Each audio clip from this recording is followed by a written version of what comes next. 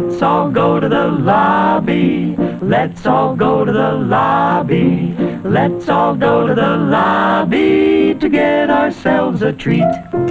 Delicious things to eat. The popcorn can't be beat. The sparkling drinks are just dandy. The chocolate bars and the candy. So let's all go to the lobby to get ourselves a treat.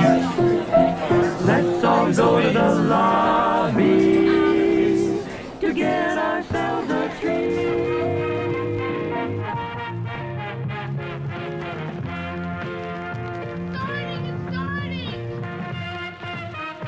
I'm a fan of classic movies.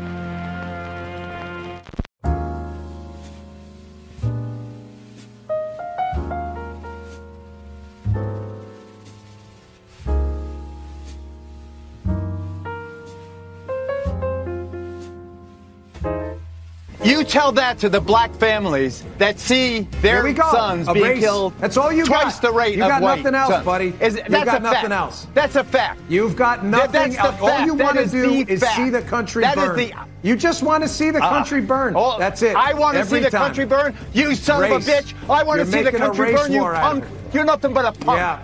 You're a punk, Bongino. You're a punk. You wouldn't tell me that to my face. We'll leave it there. Coming up, the left continues. And indeed, we will leave it there. But hello and welcome to Overlapping Dialogue, a podcast of audio commentaries dedicated to discussing cinema that fascinates us in a way we hope fascinates you. We're your co-hosts, Kyle and Levi Huffman. I'm Kyle. And I'm Levi. And we just wanted to start off today's episode with a little bit of, current events, so to speak, between Dan Bongino and Geraldo Rivera, two professional blowhards, that are in their own way, having a battle of wills, right? They both have philosophies, and they both have ways in which they recognize themselves as men and the masculine forms in which they engage in a form of combat, but not just a physical combat, much more of an ideological or philosophical combat, which I think is also very much at play in today's film we're doing, 1961's The Hustler. Wouldn't you agree, though, Levi? Yes. Yeah. Hope you're enjoying our little games that we're starting to play now that we're getting pretty comfortable in the podcast. There's a lot more in store now that you are in grade 4. Yeah. So, we're going to be doing The Hustler today, and as we've said in the past, this is actually part 1 of a part 2 little mini-series we're going to be doing about the Hustler cinematic universe. Yeah.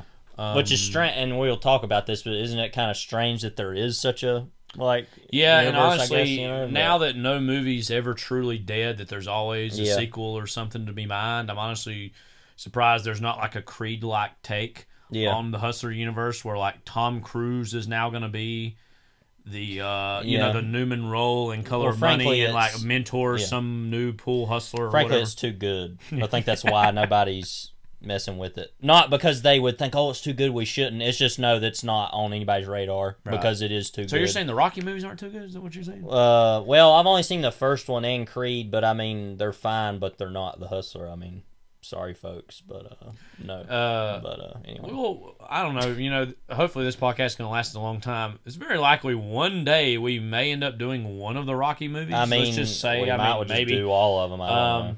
That's not something I'm even excited about. I've always been one of those guys who thinks Rocky 1's pretty good. I think Rocky 2 is actually subtly the best out of all the movies, because that's actually an interesting point in the series where, okay, he actually had this unlikely almost success, and about him whether he can handle that or not. Whether he can change. And also Apollo. Or you can change. Everybody can change. That's Rocky 4. Right. So. But anyway, what would I know? But Rocky 2, and it also actually humanizes Apollo Creed. Yeah. And makes him much more of a character. And so anyways, that's enough about our Rocky takes for today. So thinking about The Hustler, now this is 1961. Mm-hmm. Now we've already talked about 60s cinema to a certain extent when we talked about Seconds. I think we'll kind of talk about some things with it again today. But Levi, why don't you go ahead and run us through maybe the premise and also some of the main creatives involved in this. The Hustler is a 1961 American CinemaScope drama film, also a sports film, I would say. But it's mentioned specifically CinemaScope. Well, I guess it is pretty weird that it's in CinemaScope because it's mostly in these small spaces. Well, also CinemaScope is usually, this whole era of widescreen format is so associated with color. Which is interesting that this is, and more color movies are being made in the mid to late 50s and the early 60s, but black and white is still a force in American cinema. It's just interesting, though, that this is CinemaScope, but it's black and white. It was directed by Robert Rossen from Walter Tevis's 1959 novel of the same name, adapted for the screen by Rossen and Sidney Carroll. I don't think the Sidney Carroll. Well, no, what was Lewis Carroll? Never mind. It was the guy that wrote Alice in Wonderland. Whatever. Yeah, and I got that mixed up, so who cares? It's basically just about this pool hustler named Fast Eddie Felson. What a kind of Felson is the last name. Sounds like belching or like sounds like or Delsum or something. You would imagine, Gleason's character being named something akin to a belch, but he has another name that we'll get to in a moment. But Felson is this kind of like I said, small time pool hustler, desire to break into the major league. And at the beginning of the movie, he's kind of really low on the totem pole and plays Jackie Gleason, who plays Minnesota Fats. Which Jackie Gleason, should be said, a memorable supporting character of Underworld. By Don That's Willow. true. I mean, that mustard that was just going down his... he's holding like a hot dog that he forgot was there, supposedly. I wonder what the Gleason estate thought of that moment. I don't know. I mean, I would have loved... he would have loved it, I'm sure. So anyway, but... and he plays him early in the movie, and that's actually a really long sequence. Yeah. And then the rest of the movie... none of the pool sequences after that are that long. And even the climactic one isn't as long as that. Which is very... we'll talk about this when we go through the movie. Very interesting subversion to have the longer sequence earlier. Right. I think the impulse by most people would be to have the shorter one first and the longer one towards the climax. So. But basically, that kind of happens, and that kind of shows, he has promise, and then like through the rest of the movie, it's him kind of trying to build himself up with help from George C. Scott's character, Burt Gordon is his name, who is literally the slimiest, maybe the most contemptible character in any movie I can think. George C. Scott excels at usually playing contemptible people characters. So.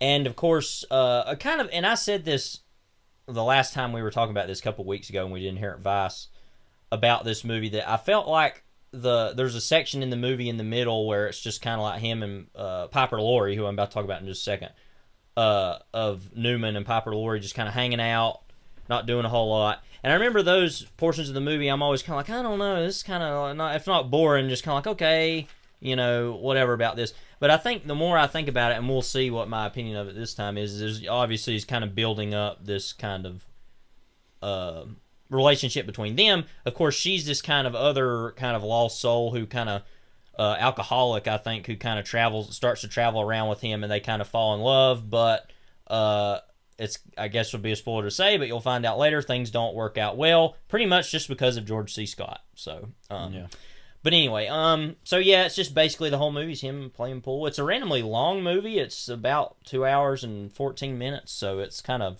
long for that type of movie, I'd say. Yeah. But anyway, we'll run through the cast really quickly. Paul Newman, obviously, is Eddie Felson.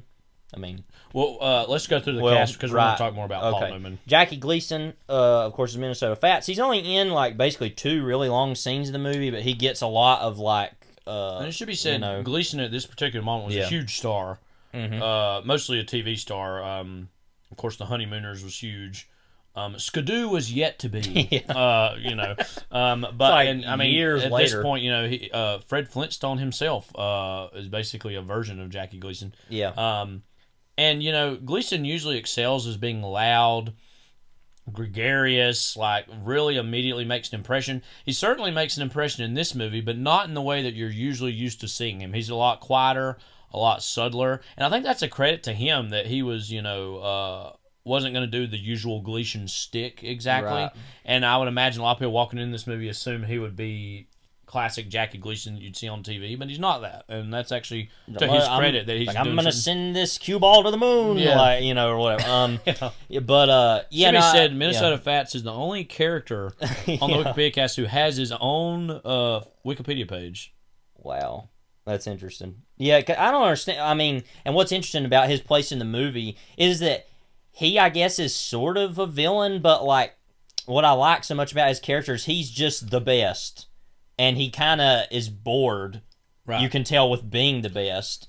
And that it's more obviously the kind of final climactic kind of game between him and Felsen is a lot more of Felsen versus Scott than it is Felsen versus I mean, like you're saying, Scott's yeah. honestly more of the villain. Yeah. And Jackie Gleason's almost the Darth Vader to yeah, because he kind of doesn't really care, and they have a respect for each other that they get by the end of the movie. He's a very interesting place in the movie that I think is both almost overblown by like the people's memory of him in the movie and the like, you know, marketing, but is actually subtly, I wouldn't even say underrated, but actually as great as people say it is. But it's kind of in this other way. I think all that was great. I can't now just help but think of Jackie Gleason as Darth Vader. Just like imagining Jackie Gleason, and the suit is shaped. Right, like but Jackie he's like Gleason, lumbering around with a lightsaber. Like, I am your father, you know, just I'm your father, Luke. Like, that's wow. I don't even know if that even sounds like Jackie Gleason. Anyway, but he was doing other things in 1977. Just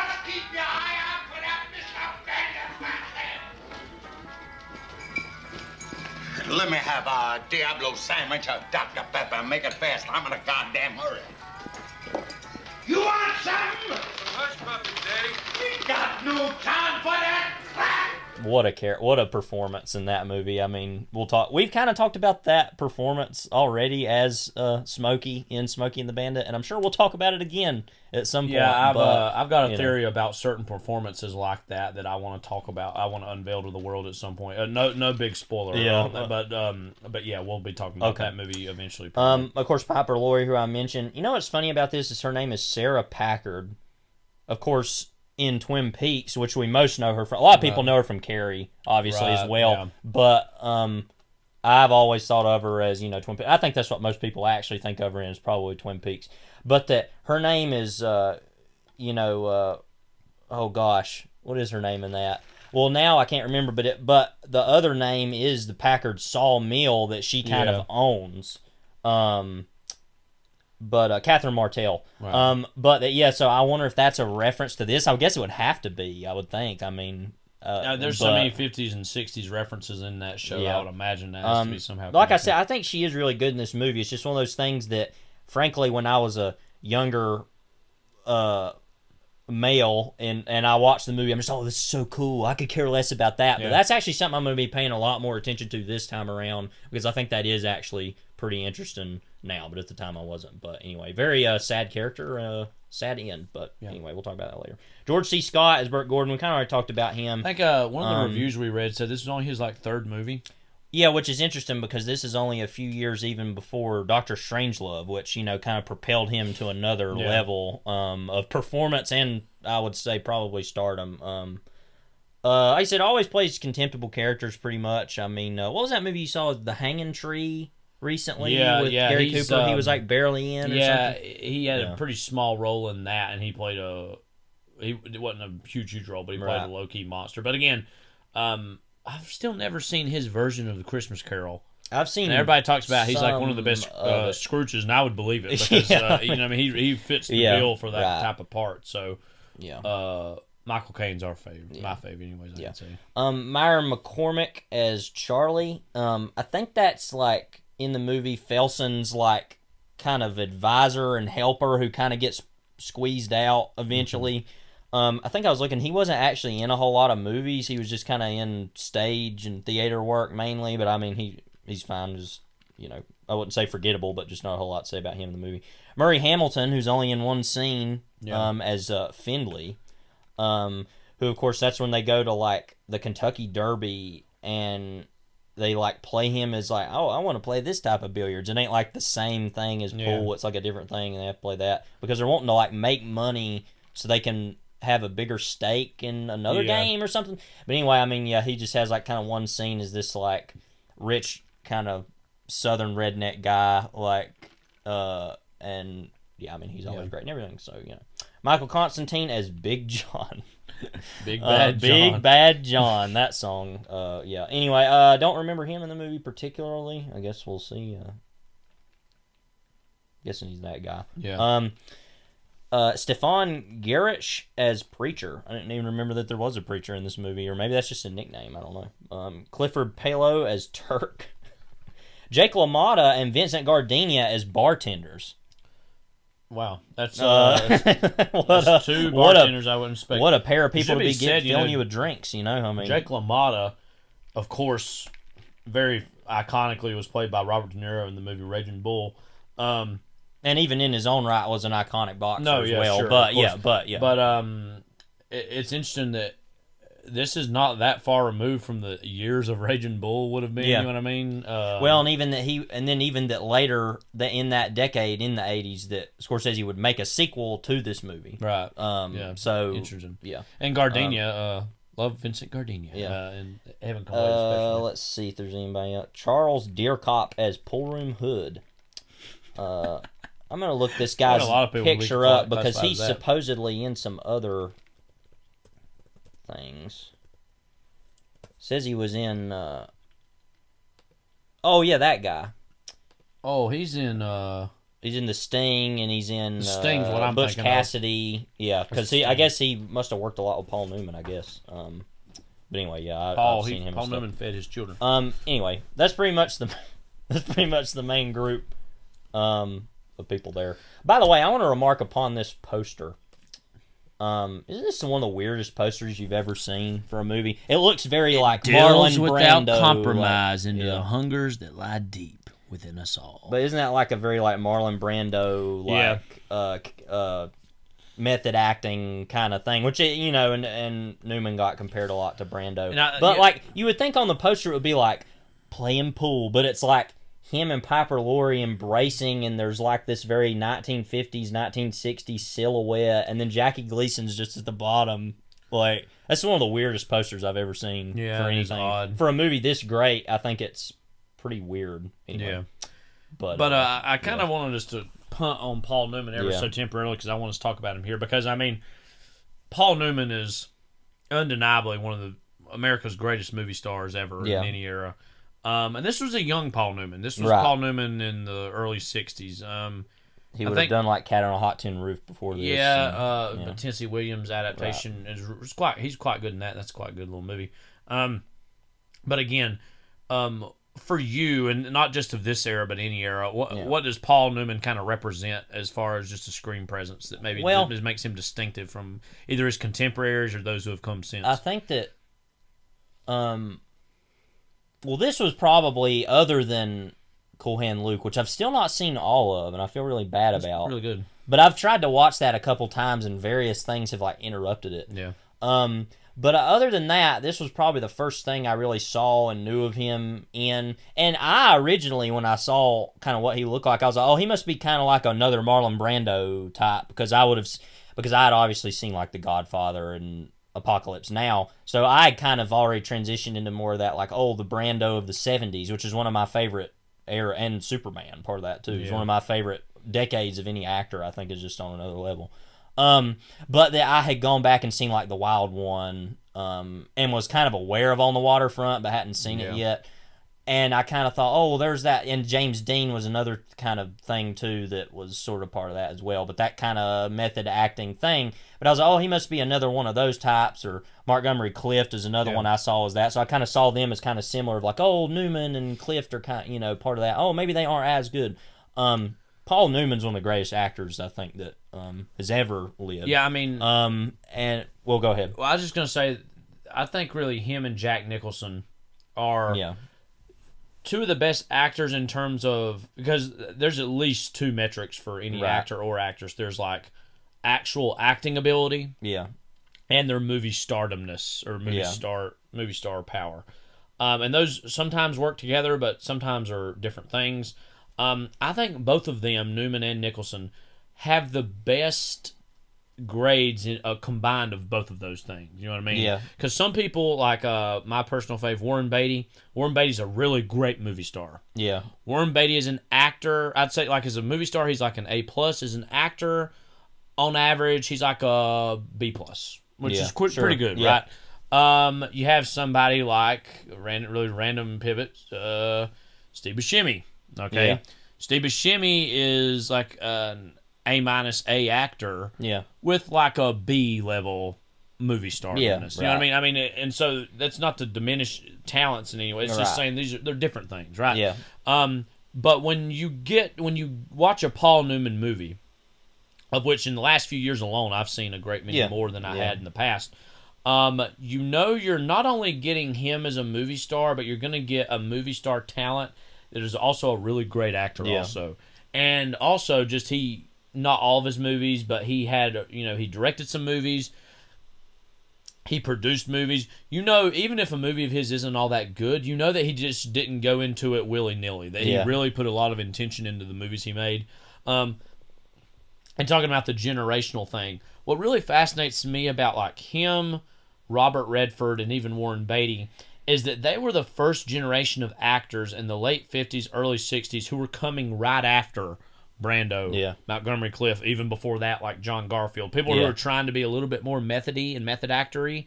And so they were the pretty boys who kind of got their foot in the door just before the system started to change, where all of a sudden by the mid to late 60s, New Hollywood was getting kicked off. By that point, you had Dustin Hoffman, Robert De Niro, Al Pacino, people that we honestly cared more as a movie-going public about whether or not they were great actors or not. Were they authentic? And I think we can agree all three of them and many more were really awesome actors.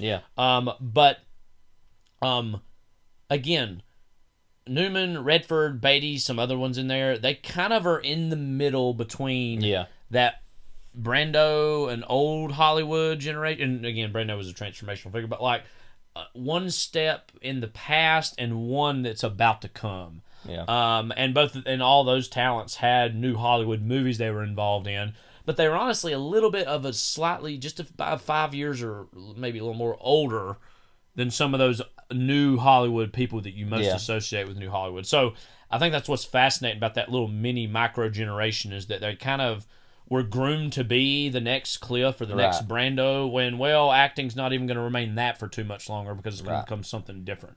And as far as Newman goes, I mean, I think as an actor, he aged probably the best out of anybody in his generation. I mean, as he got older, he really had a lot of great parts that still facilitated his aging. Like Cars. Well, yeah, Cars is I'm just kidding, but I mean, some of his later performances, like even Road to Perdition, Hudsucker Proxy, even The Verdict and Color Money. Yeah, I mean, those are both in the 80s, a little bit before, but it's an older Newman. He's just so great in it. And you just see his face, and you just can't help but love Paul Newman. And in that way, he's almost like a Tom Hanks in his day in terms of you just see him and you're in a good mood. Even if he's playing a character that is darker character. Yeah, because I think that something, whenever I think about him, I think of in this movie or especially something like, it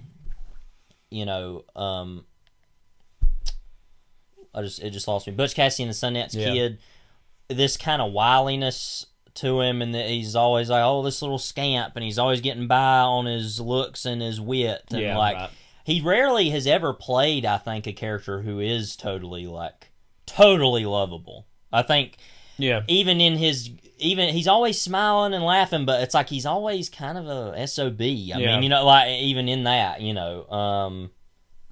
it's very true. So, I think that's interesting about him is that I always love him, but he's rarely ever actually totally, lovable, which is anybody, I guess, no, but like, especially his performances, I find to be very...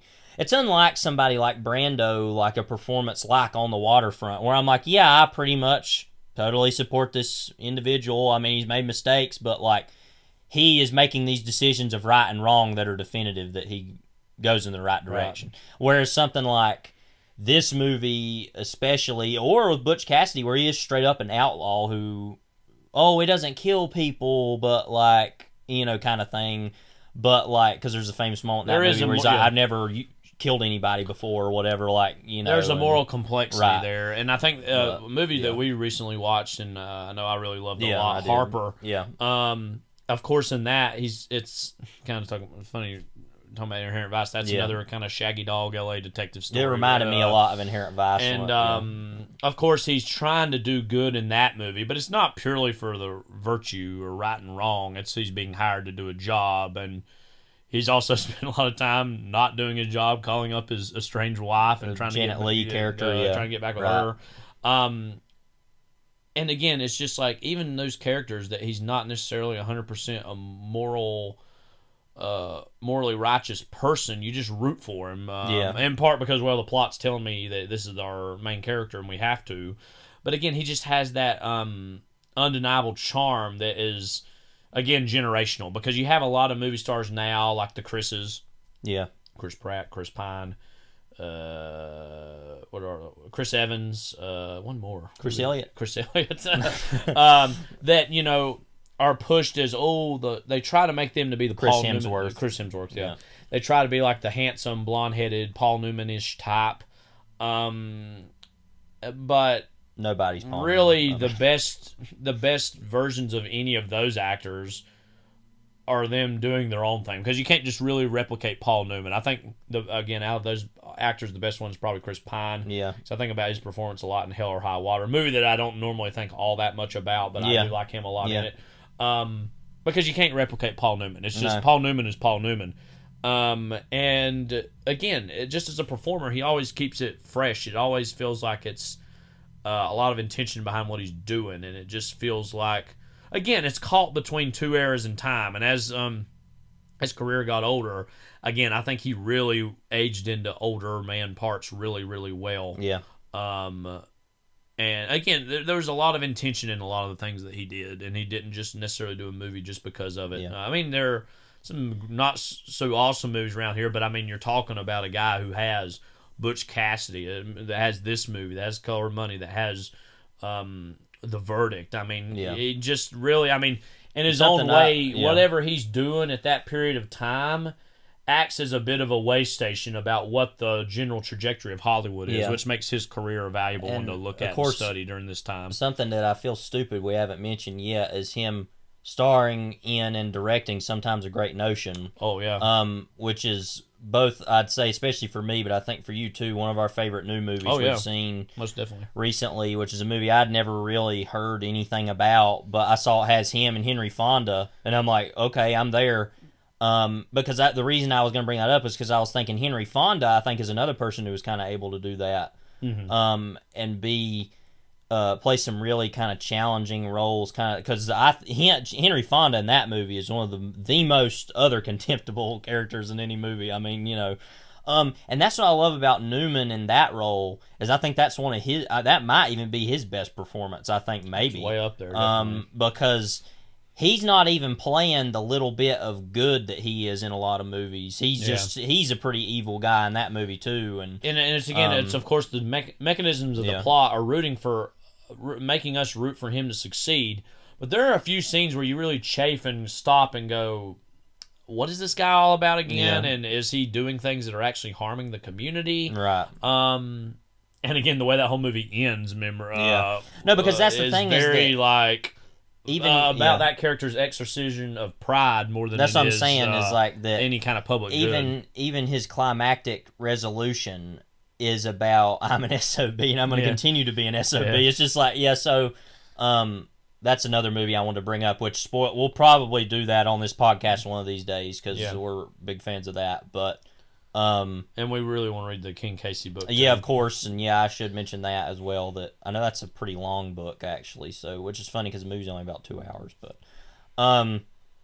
yeah, I mean, I think that's what kind of has made him endure to me, is roles like that I won't say other people are too cautious to take, but that to really be, that's the movie I think to kind of hang it all on, actually, with him, is Sometimes a Great Notion, of like that he's willing to be a movie star, but then also be like, I'm going to take this book and this role, and I'm going to make myself look this bad, like, you know, because some people would look at those characters and be like, oh yeah, they're the hard-working type, never give an inch, is what their whole philosophy is. And it's like, but they are definitively bad people. I mean, you know, and there's kind of a whole moral question there in the movie with the Michael Sarrazin character that he's that younger kind of brother that comes back and is kind of like coming back into the family, and then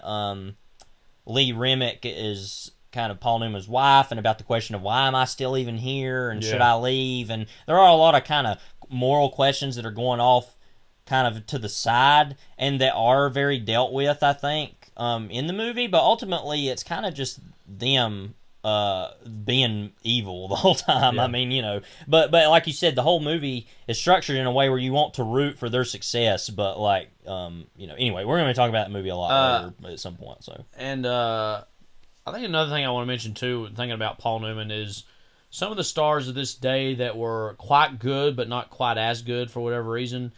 One actor that me and you both have never personally felt the fondest attention for is Steve McQueen. Oh, yeah. I like Steve McQueen, but frankly, a lot of the movies are set up to make Steve McQueen the coolest I mean, he's guy the smiling, ever. baseball playing renegade in The Great Escape. Yeah, There's not a whole lot there. I mean, one movie that I actually recently saw that I actually quite liked him in and thought the movie was quite good was Cincinnati Kid, which is a remake of The Hustler, which by is, the way.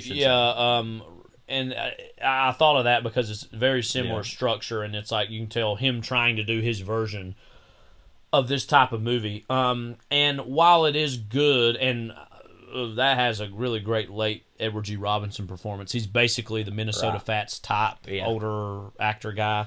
I'm going to get you with this flush, see? Like, you watch out for that flush now. Like that, again, like a lot of the Steve McQueen roles that he's in movies really, again, set him up as the unambiguously cool BA guy, right? Yeah. And Paul Newman, again, as you were saying, Paul Newman's characters are sometimes a version of that, but ultimately he's very, very, not only willing, I would say almost requires of a lot of these parts to have something that us as an audience maybe slightly chafes at, but still ultimately embraces because he is who he is. Yeah. And so I just think, you know, I'm not trying to downplay or diminish that of Steve McQueen, but just to say, I think Paul Newman is a little bit of a better version of something else that was being attempted at that time with certain movie stars. And should be said, the only time I really think their careers crossed paths was the Tower and Inferno, which it really was like the poster. You can even look at it alone. It was like Newman, McQueen, and it's like that they're the two big stars. O.J. Simpson, and like, O.J. Simpson, and Yeah. So it is, you know. Yeah, and I think that's another thing about somebody like why, and my two favorite actors, William Holden also. Faye Dunaway. Right? Yeah, my network stars. Robert Wagner, Robert Vaughn. Any other? Are there any other killers in that movie? No. Like, but, I mean, you know, Robert Wagner and OJ. But you know that. I think that's what my two favorite actors are James Cagney and Jack Nicholson, and then Paul Newman would be pretty high up there somewhere. But that I think what I love about somebody like Jack Nicholson and Newman kind of, but Jack Nicholson especially, and this movie, spoiler, we'll be talking about before too long, 5 Easy Pieces. A performance in a movie like that of Jack Nicholson, who obviously came to prominence with Easy Rider and those types of movies. So it's not to say that he was in these big movies that were like, you know, studio, like, oh, he is the star, you know. Yeah, I mean, he made his bones in the Corman circuit. And he started as more independent and taking these more character actor roles. But I just think about a performance like Jack Nicholson in 5 Easy Pieces as this, like, who starts out as this redneck oil rig worker who, like, goes and bowls and drinks beer and you know, is just this very, like, you know, redneck kind of guy. But then he goes back to his family, which is this real privileged background. It's just these clashing of... I think it's just the complexity of people like that and Newman that make them so much more memorable and make them kind of stand the test of time, frankly, more than somebody like McQueen would or some of these other actors. I really have a lot of affinity for Robert Redford. I think even he took a lot of parts that... It's like a better version of the McQueen thing, where a lot of his parts really position him as the face. And sure, he had a thing or two that maybe wasn't all that great, but I don't necessarily always see the same level of... And again, I love Robert Redford actually quite a bit. And they're always linked, of course, Newman and him, because of course, Butch Cassidy, but also The Sting. Another random movie, just throwing out Paul Newman movies. I hate to that we didn't mention yet, Life and Times of Judge Roy Bean. Oh, yeah. Which I saw. Oh, he's a totally contemptible character. About a year and a half ago for the first time, and totally loved that movie. And that's another one that the Western at that particular time was obviously going through its own ebbs and flows and transitions.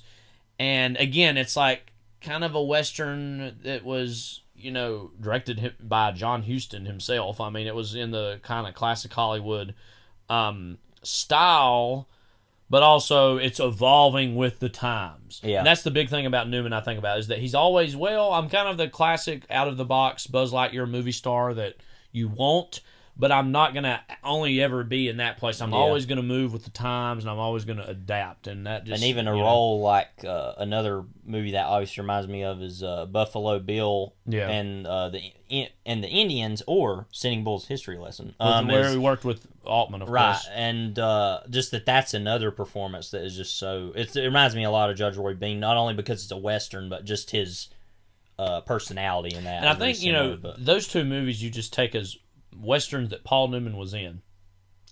I think people at the, it was the way that 70s was obviously an incredibly cynical time in not only America but around the world. And I think that, we almost take for granted how interrogatory, or how much those movies interrogate the Western, and the fact that somebody like Paul Newman, who by all intents and purposes should be the smiling guy that's in the do-good Western, total white hat kind of guy, that he's willing to, again, I'm going to take this very American art form, and I'm going to really pull it at it for all it's worth and see what comes out at that specific time period. And what's interesting about those two roles is they're both based on real American West fixtures, too. Right, that's true. Yeah. And it's kind of... He's willing to... And those movies, both of those movies are especially, both of them are especially interested in the idea of myth making, and it's not accurate to those men exactly. But it's making a point. But it's saying, but these men were real, and they did do these things. It's not like I'm going to be the hero that's going to come into town and save the day. It's like, no, these were real people who were not good people, and this is what they did, even though it is in itself a myth. And that he was willing to do that and still be a movie star and do that whole And then thing, again, I think he's one of the few actors of that time that could make something that cynical and walk away scot-free, and people not think of him as this... Because he's Paul Newman. He had already, And it should be said, he was a huge advocate against the war in Vietnam. He was a pretty big liberal over the course of his life. But you just bring him up to even, typical conservative people, I feel like, today, and the old everybody loves Paul Newman because Paul Newman's Paul Newman. Yeah, because as an example, we were doing a church function where we did those adopted grandparent things, which was basically, to explain that, was at our church we had this thing where we would have somebody in the youth group would be kind of paired with an older member of the church, and it was kind of a way to it was a good idea to kind of bridge the gap between age. And I remember we were doing this whole kind of thing where it was like they were showing pictures of people, and it was like, guess who this is? And they showed a picture of Paul Newman from The Hustler, and of course all the adults knew who it was, and I was the only kid who knew who it was. But that kind of was this moment of, I remember my adopted grandparent Walter Callis and I were he was like, oh, you know who that is? I was like, yeah, I love Paul Newman, and this was years ago now, but I had seen that movie probably only so long before that. But no, I mean, he's very beloved by all kinds of people, so it really bridges that gap. Do we want to talk about The Hustler real quickly before we kind of I guess that question of why are we doing this one, and also The Color of Money, I guess why? Well, I'm a big fan of this movie, and I've always loved it. I think that, and I was going to say, when I had seen it, it was in that Netflix instant era, where it was like, because I saw it kind of around that time when I think that when Netflix was actually at its best, when they were actually putting really good movies on there. It was like this, Chinatown, Network, Dog Day Afternoon, stuff like that I saw originally by way of Netflix. And I'm trying to think of other random stuff, like, I saw Easy Rider that way, or, or just random stuff like that, that it really was an era where it was like, the best types of movies are on there. So I always remember that when I think about this movie as being one of those. Like I said, it's a movie that it was shocking to see because of the structure of it is just very different. And I was like, oh, you can do that in a movie, have that long of scenes, and it really does. And I know we say this about a lot of things, and we said this about Seconds already, but it really is a very modern movie. It still has sensibilities that are pretty risky for that time, especially certain things in the movie. I think that it does. I'm like, wow, it really did that in 1961. That's kind of a little bit far, you know. But I think that's why it has remained so memorable, is that it is so down and dirty and gritty in a way that is not in the, like, 2009's Watchmen sense of gritty, but like actually like really a mean, pretty angry movie that even has its own sense of redemption, but in something like With the Color of Money, Will later has a sense of redemption, but it's all for like pride and selfish reasons. It's not like, oh, I'm a hero. It's more of this like, I want to succeed because I want to, rather than I want to be a hero. So I think that's what, when you talk, everybody's obsessed with the anti-hero now, like, this is an actual version of that is, like, real. Yeah. And actually earned, I think. One thing, that this movie represents to me that's unfortunately went by the wayside is the whole notion and idea of, again, Newman was a relatively young actor when this came out. Let's see how old he was exactly. He was born in 1925. He's actually a little older than I thought he was. Getting towards 40. Yeah, he was like in his mid-30s. 35 he would have been when they were making it, probably. But nowadays in Hollywood, you do all the small little parts, and you're the young actor to watch out for. That means you know how you get rewarded? You get to be in the next big superhero movie. Or you get to be in the next Star Wars movie. Or you're Timothy Chalamet and you get to be Paul Atreides in Dune. Yeah. Like, which is a better version of some it is. Stuff. No, and I'm actually excited for that. So, it's like, you get your next big franchise part. Now, we all know that the Hollywood of 1961 is a very different Hollywood than of 2021. And in some ways, things are better in terms of course, Me Too's brought this out of the way women are treated, or way and minorities have people of far color larger, have way more agency now. Yeah. But as far as the trajectory of a movie star, I think is undeniably now at a far worse place than it was in 1961. Yeah. Because if you look at kind of Paul Newman's career leading up to this, you have some small roles. I mean, his The Silver Chalice, which is his very first film role. Golden Globe Award for Most Promising Newcomer Male, so immediately he was on the map of somebody to look out for. A few years later, by 1958, he's in 4 movies. The Long Hot Summer, which he won the Cannes Film Award for Best Film Actor, or Best Actor. The Left-Handed Gun, where he played Billy the Kid.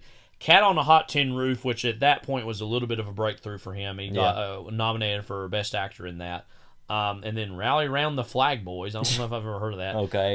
But then by 60, he was in Exodus, which I know he got some good reviews for.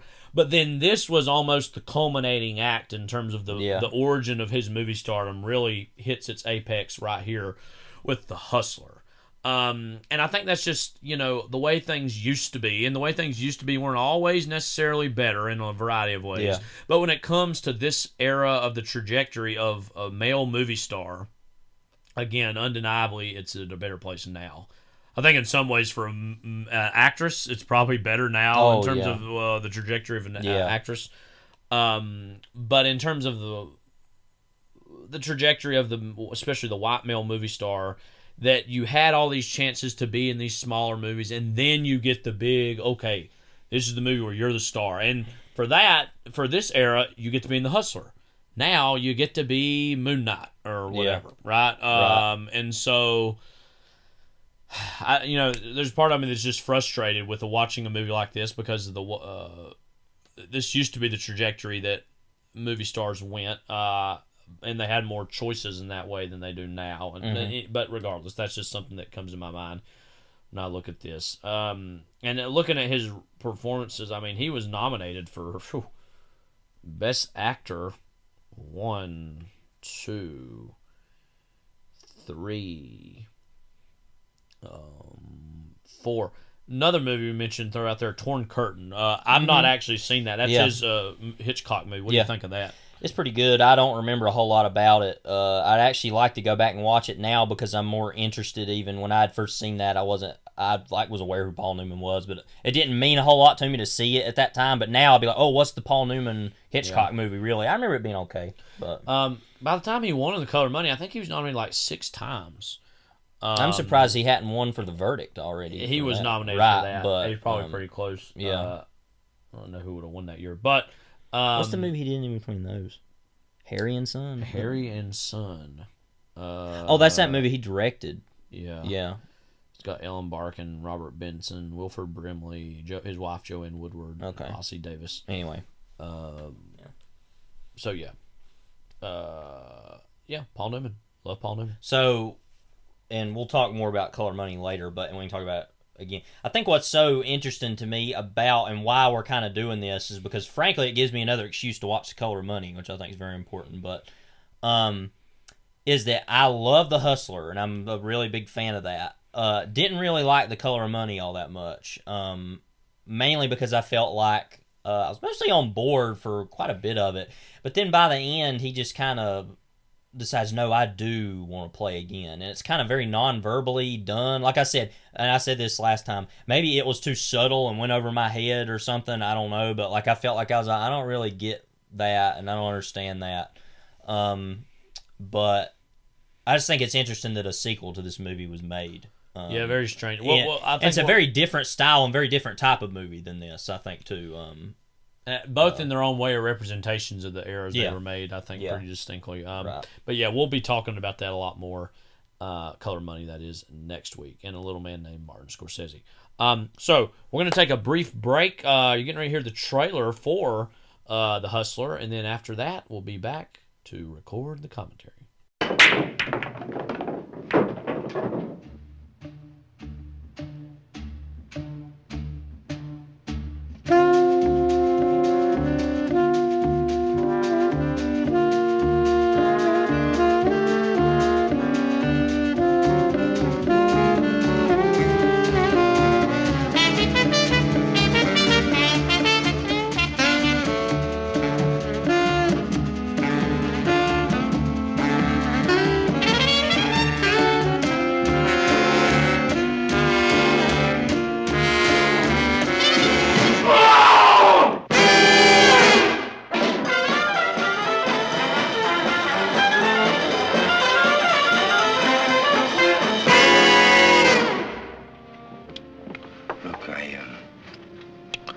I could always buy a bottle.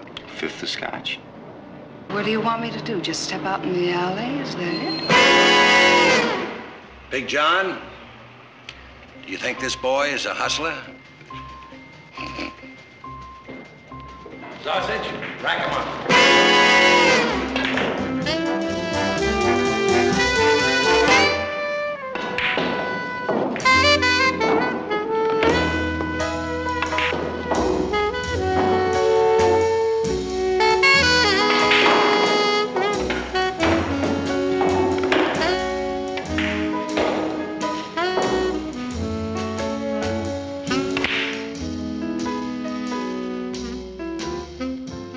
Eddie, look, I've got troubles, and I think maybe you've got troubles. Maybe it'd be better if we just leave each other alone.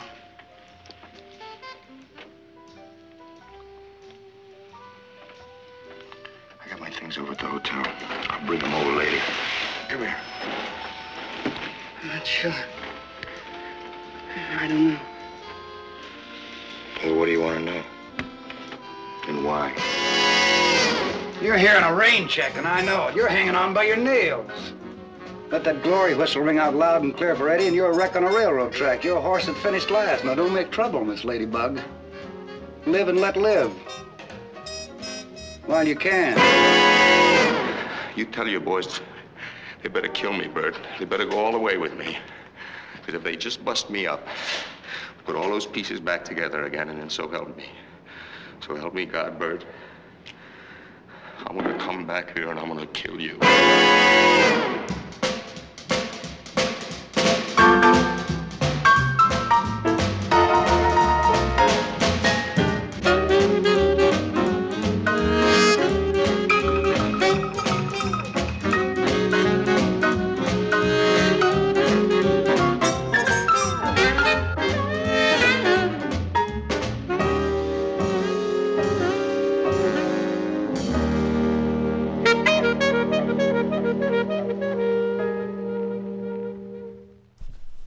here we are. We're back after that lengthy trailer. You know, that's what's funny about at that time, especially trailers were so long. You know, the only trailer I can think of that's that long nowadays. Remember, there was that trailer for the girl with the dragon tattoo. I don't think it was like the general trailer, but it was like kind of long. Yeah. And I thought that was interesting. But yeah, most movie trailers aren't that long nowadays. That's the only version I can think of that. And that movie's already weird enough that they're like, oh, we'll do that for that. Yeah, so we're watching this on the standard issue 20th Century Fox RIP Blu-ray. So that's how we're watching this. So yeah. There's no rating for this either, by the way, because of course production code didn't have the MPAA yet. So production code though was in the early to mid '60s on the decline. I don't really remember a whole lot racy in this movie technically. I mean, there's some sexual stuff kind of in the middle, but other than that, no, not really. Yeah. And of course, something that the Piper Laurie conclusion is pretty, dark. Dark, but I mean, it's nothing really shown. But it's not even really any worse than what was in Citizen Kane almost. No, I'd say some of that stuff in that, but that was like 40 years before this. So we're gonna hit play in 5, 4, 3, 2, 1. Rest in peace, 20th Century Rest Fox. in peace, the egg, the zero that looks like an egg. Yeah, something I wanted to remark upon now at the tops. We don't have to talk about. There's that movie Too Late Blues, the Cassavetes film, which was kind of one of his only movies he really made for a studio, that came out technically at the end of '61, but kind of in '62 as well. That reminds me a lot of The Hustler. That obviously is about jazz musicians, but obviously I wouldn't say that it ripped off The Hustler because it couldn't have been made early enough. Right. But kind of interesting. It's also in black and white. Has Bobby Darin randomly as the lead, which what a vanilla performance that was. I would have loved to have seen Paul Newman in a Cassavetes movie. Yeah, that would have been interesting. But yeah, I mean that movie's all right, whatever. But for Cassavetes, it's not as good. So I just figured I'd bring that up now because we watched that last year at some point, and it reminded me a lot of this movie while we were watching it. But anyway. Buster. Already hustling. Already lying.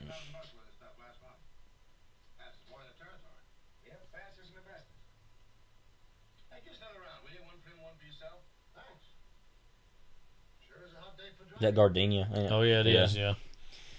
Vincent Gardenia. He's got the kind of face only a hot iron could love. Look at them wrinkles out.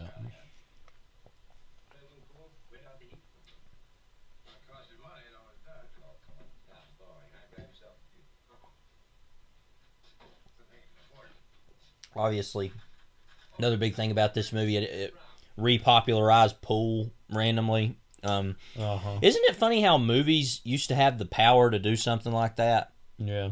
Like how they can repopularize a pastime. Now that's like something that's now like Jake Paul, he's like right repopularized stupidity. Or even like how something like Bonnie and Clyde like repopularized like bluegrass. Like, that's an era that just doesn't exist anymore. Which I'm not even saying, oh, I long for those days. It's just like it's just a fact. Like it's just not a thing. But yeah.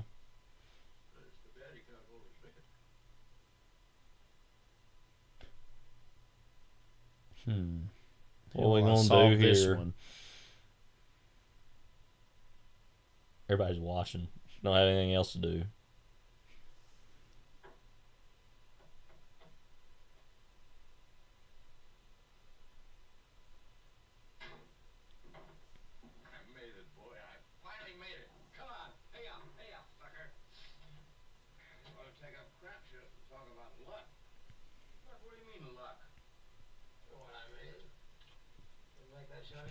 Another great drunk Paul Newman performance in this in parts too. Okay, go ahead, set them up the way they were before. Why? What? Set them up the way they were before. Bet you $20. Make the shot just the way I made it before. Nobody can make that shot, and you know it. Not even a lucky lush. That's the spin-off, Lucky Lush. Logan Lucky Lush. Yeah.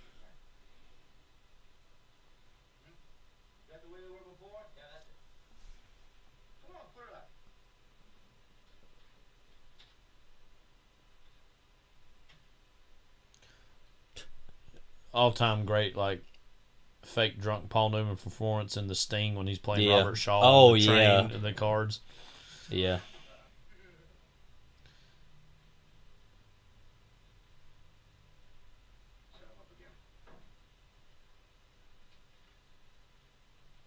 Set him up again. You're drunk, boy. Not gonna bet you anymore. What do you mean? Let's get back on the road. You know what's interesting? These subtitles are really different than what the actual words are being said. They're like because much it said more "let's leave" when he clipped. said "let's get back on the road." Right, it's just a lot quicker, which is weird, but.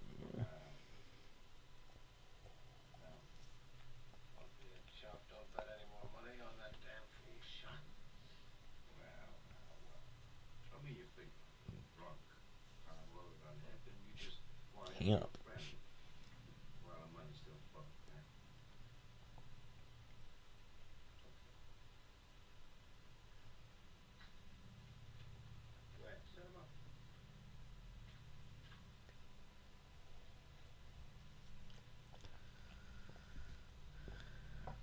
Well, Gardenia falling into the trap. Yeah.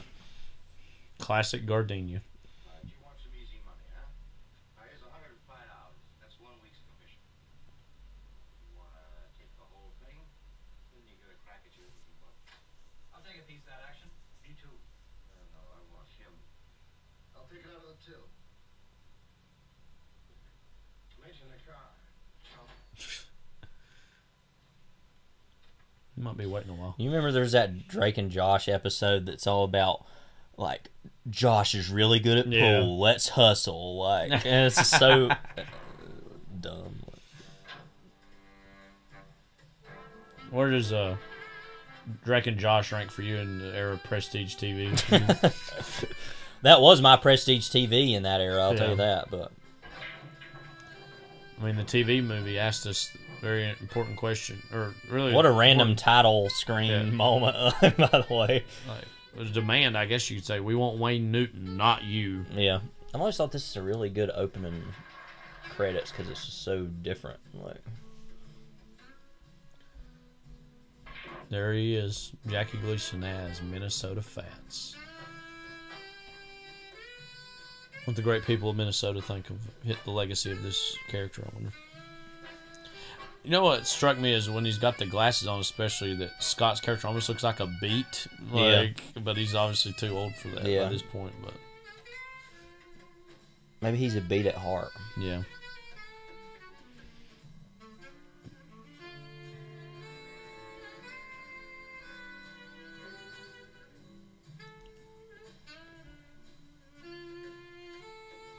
I guess I can't remember. This does mostly, the early sections take place mostly in New York City. Well, it's kind of all over the place. I don't really remember exactly where it is, but it might not make a big deal about saying really I don't either. think so, but we'll see. I don't really remember. Now, Robert Rosen, he was a guy associated, I guess, with the Blacklist because he Red Scare. Because it said he had like ratted a lot of people out and said he was a communist, I think, or something. I'm sure people have done some kind of readings into, is this movie a defense of what he did? Like, in the same way people say about On the Waterfront with Elia Kazan. But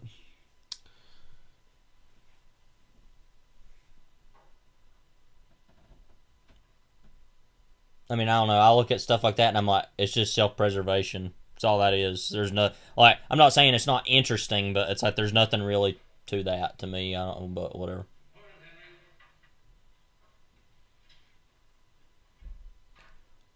one thing that has endured to me over the years about this movie, especially the first sections, is how big the pool halls look. Yeah. What few little pool arenas I've seen around here in Western North Carolina have been, very kind of small, low ceilings. This one just feels like it's like a free-for-all arcade, like, pool mecca almost, of all these different people playing all these different games. And you have places like where you'd find places like that the most now are like Las Vegas. Yeah. Even he's like, oh yeah, this is what I've been waiting for. Yeah. There he is, the hustler.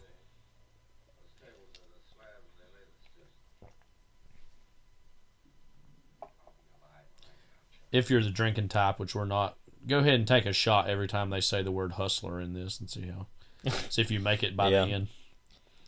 I actually was drinking a little cup of Coke here. I already finished it, so sorry. Can't play the game.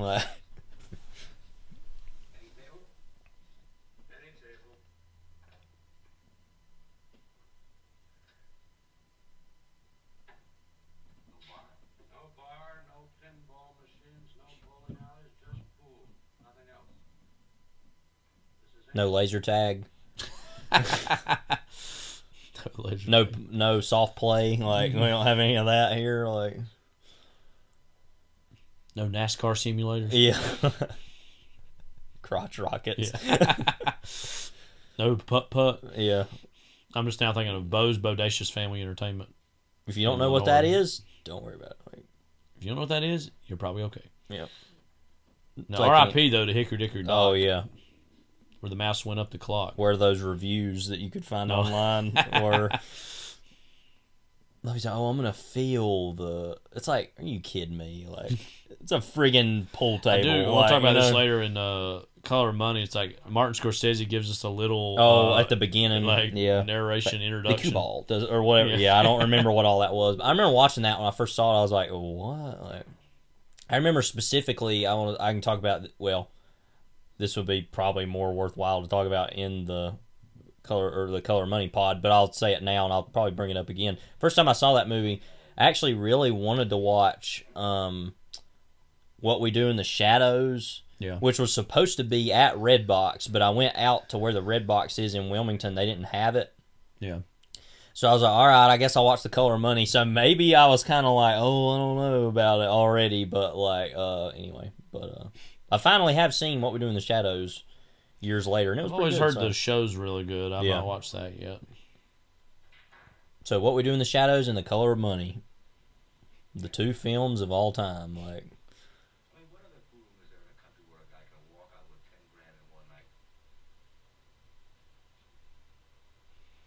he's high on his own supply already. Yeah, obviously. Hustling.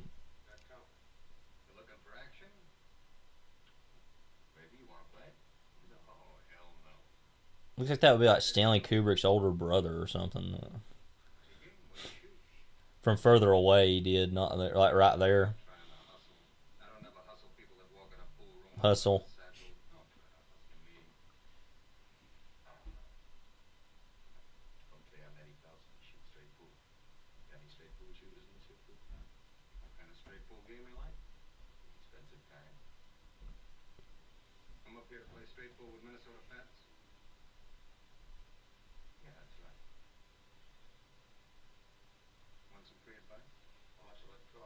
See, nowadays it'd be like diss talking on social media between the big pool players. Like that. You know, the Minnesota Fats Facebook fan page, like be, all about the Minnesota. What was the name of that movie? Is it Zola that we saw the trailer for, or what's the name of that movie that we went to go see? That Promising Young Woman, and there was a poster for that movie. Was it Zola? Is what it's called, or? I'll look it up here in a second. Let's see. And it would be like the way people talked in that trailer would be like version of that.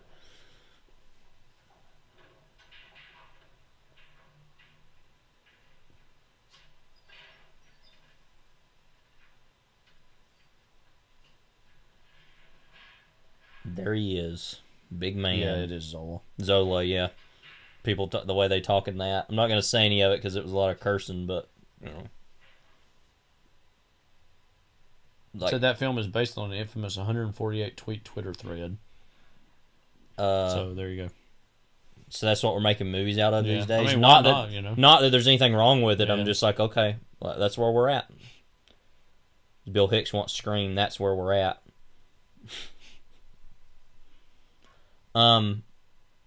A lot of people were talking about, another Paul Newman film before this, Cat on a Hot Tin Roof, that they're saying, oh, nobody's been filmed like Jackie Gleason was in this since Big Daddy of Burl Ives or whatever.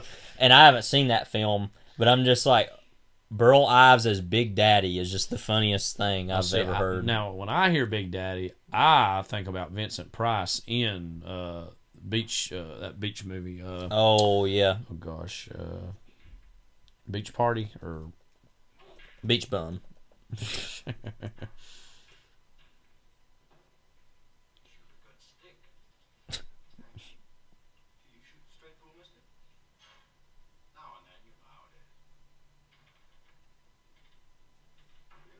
Or if he had any Diablo sandwiches. Yeah.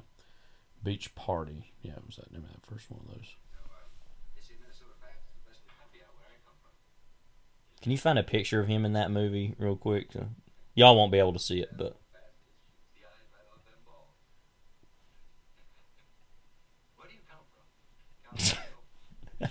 Just if you're listening, look up Vincent Price as Big Daddy. It's just him in like a straw hat, like... Wait, what? Somebody else. Okay.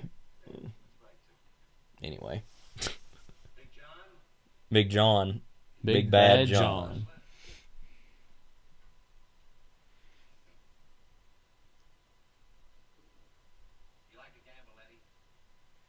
Imagine like an alternate version of this movie where it was like Robert Redford versus like Desi Arnaz. Yeah. It'd be like Havana, Havana Joe or something like.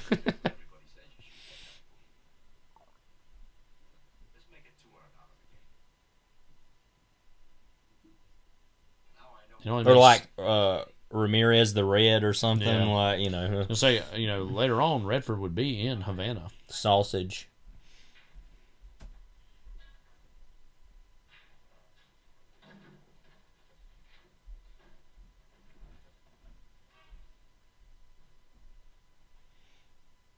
Imagine if you were in Bose or just some really random little local pool place. You saw somebody carrying a leather case, pulling out the pool sticks, like twisting them in. You're like, okay, like.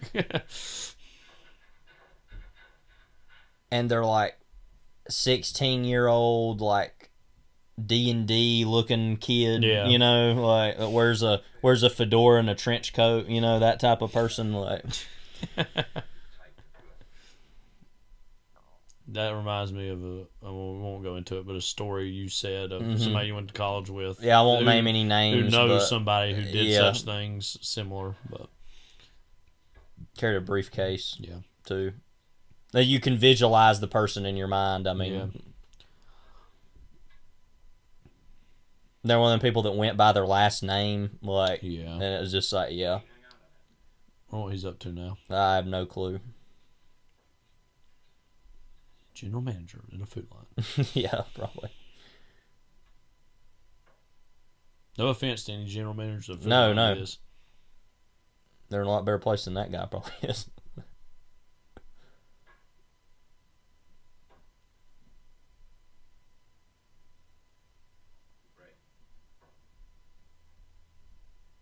Like I said, this is such a different Jackie Gleason part than what we're used to seeing. Diablo sandwich.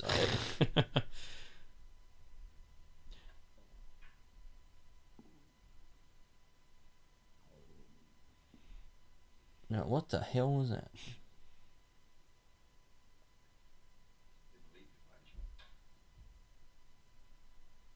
Actually, you can just hit the whole thing, but, whatever.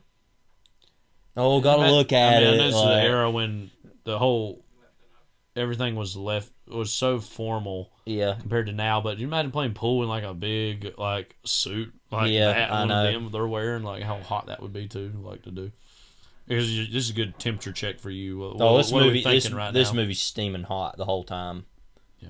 Even if it would be winter or a colder environment, you're playing pool in a suit and so and all these people, all those lights, and the cigarettes, you're smoking, the whole time, and you're playing for like 24 hours, and you're like, oh, there's big money on the table too, and you're as big as he is.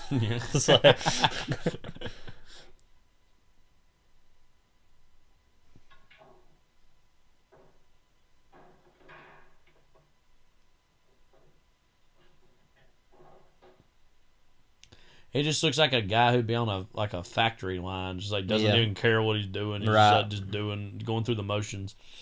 That's what I think's so interesting, that this character This character, what I think is so great about the character is how when you get so good at something like that, you almost don't even care about it anymore. And it's just like, what is it even? Level of mastery, right? It's just like what it. And he seems like a pretty just kind of sullen character who's kind of caught in the middle of all this other nonsense that's going on. Who's just like whatever about it, you know.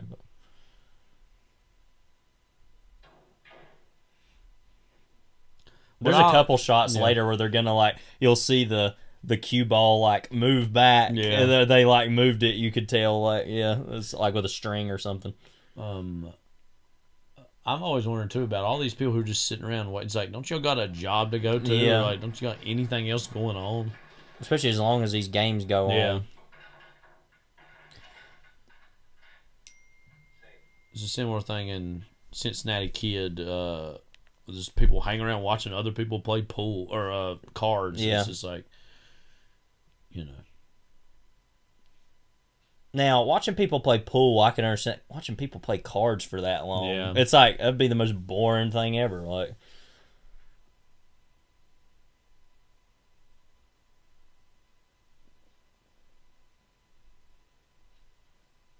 Watch people play chess. Chess. This, in its own way, a long term, this is a chess game, basically. Yeah. Right?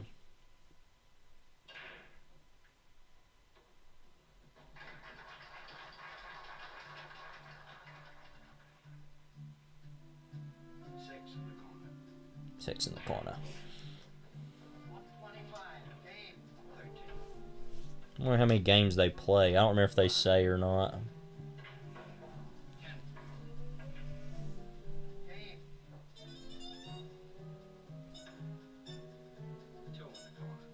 Two in the corner.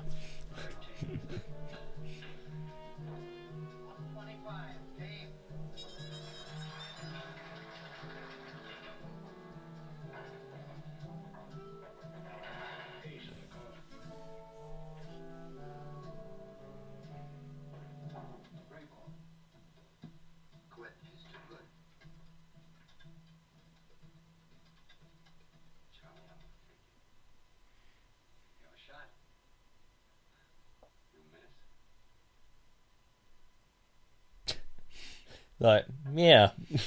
Yeah, that's right.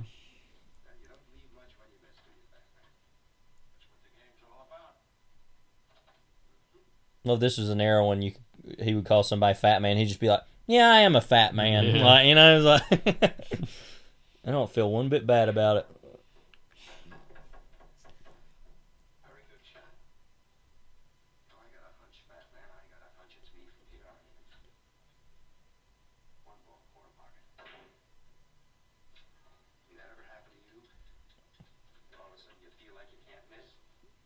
Yeah, it's called being a psychopath. Yeah. Psycho killer. I mean, or if this is David Byrne's favorite movie. Very unlikely. Yeah. But who knows? He's a surprising guy.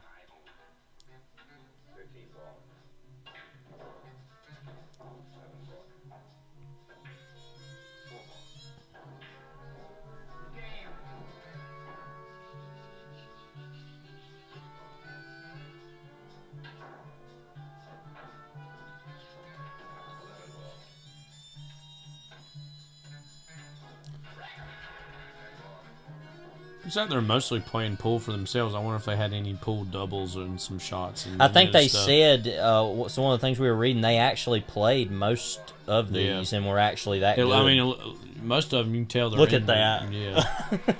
Other than that. They're in the shot doing it anyways.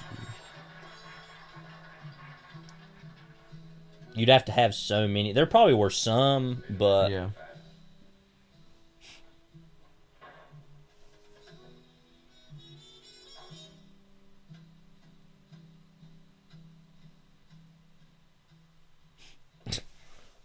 Look at me. Approximately $1,000. Well, since you and I shoot a game of pool for $1,000 a game.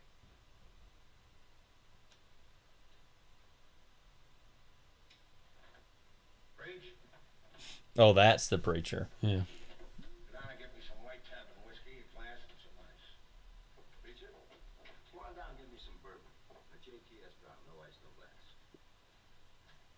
reach. Get it to Johnny. You got a bet?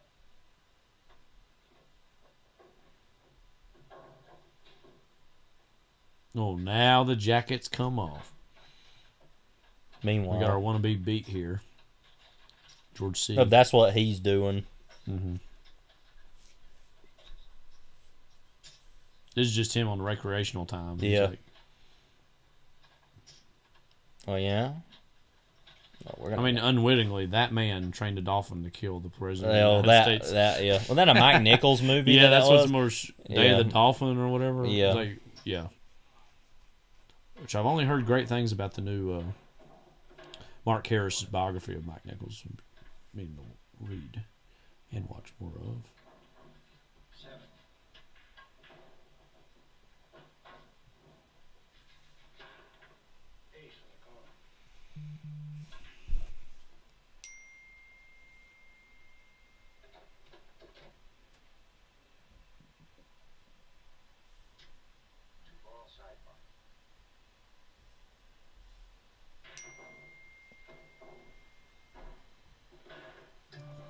So now they're drinking and playing pool.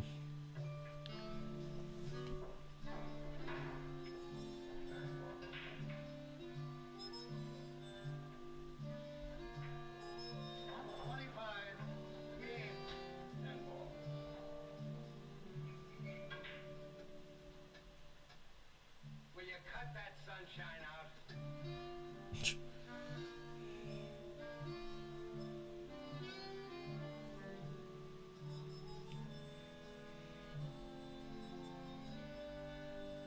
It's like, can't we just get a real job, you know? Yeah. Either of these guys. What about money on that? Oh, I'm big. Like.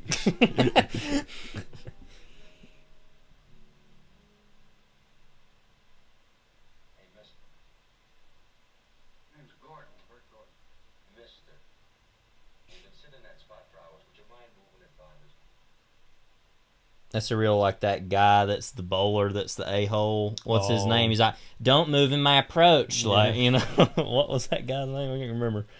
The guy's like, whoever you think you are, I am. Pete Weber, that's right. Yeah, that. Don't move in my approach. It's called sportsmanship, pal. Like, speaking of all that, been wanting to get back into bowling, you know? Yeah. Be fun. Again, Bo's Bodacious Family Entertainment.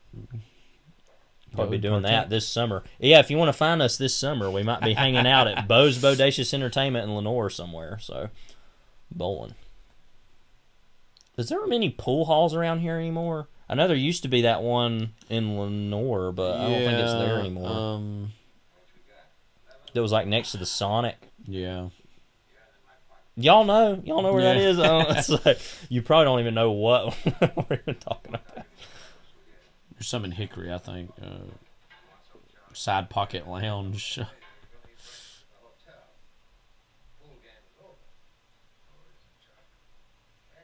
Wayno's Silver Bullet. R.I.P. Wayno.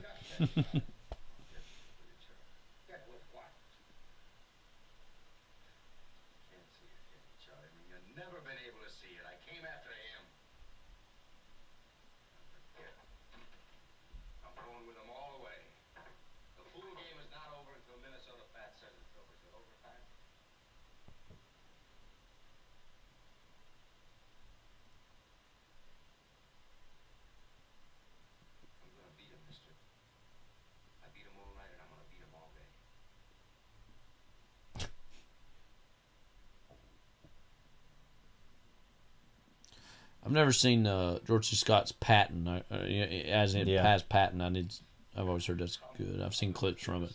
Of course, the famous scene of him giving a speech in front of the American flag, you know, very famous. Yeah. Which Coppola did some rewrites on that movie and even won an Oscar for the screenplay. Right for the Godfather movies.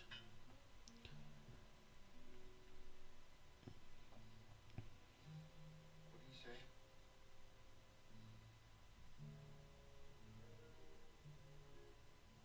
25 hours, Eddie. 25 hours. Plan straight. Here, drink, will you?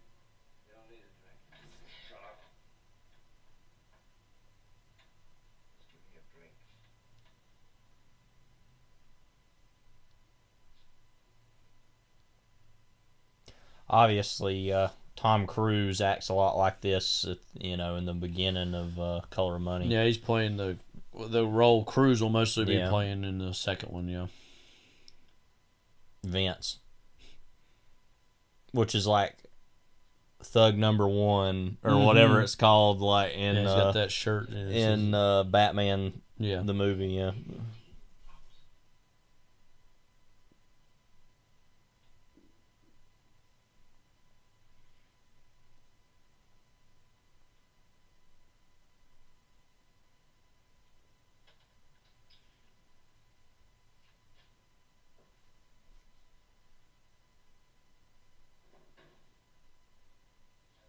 This game was over when Minnesota Fat said it was.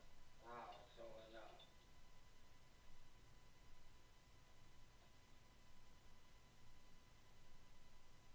And he's like, we really gonna keep putting him through this crap? He's like, okay.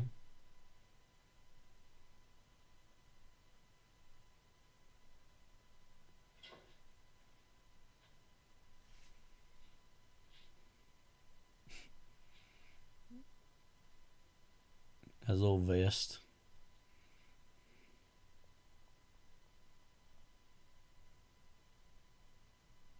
I just thought he kind of, at certain moments, George C. Scott looks like Roy Scheider. Yeah, I kind of see that.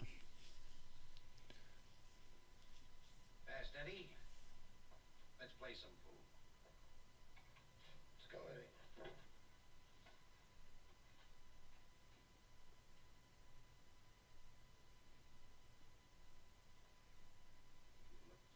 Beautiful fast.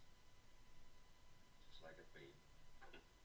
All pink and powdered out.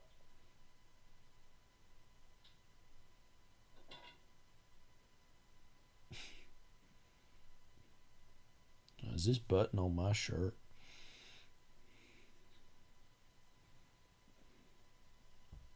You know, the fundamental questions one asks oneself when you've been playing pool for 25 hours.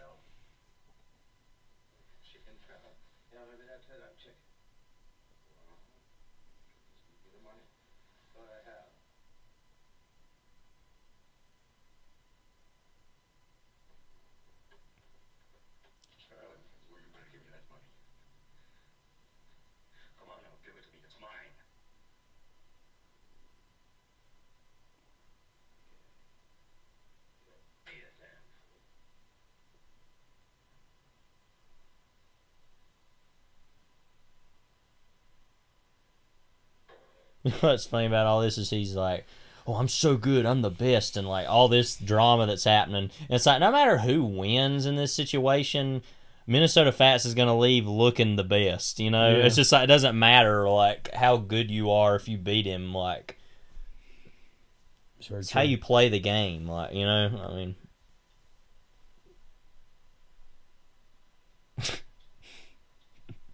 you scumbag. It's like, you're scum, and I feel some pity for you.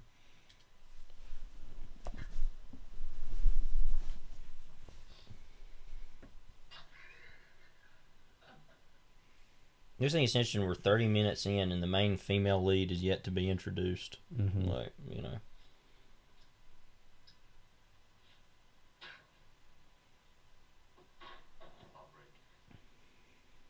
Okay.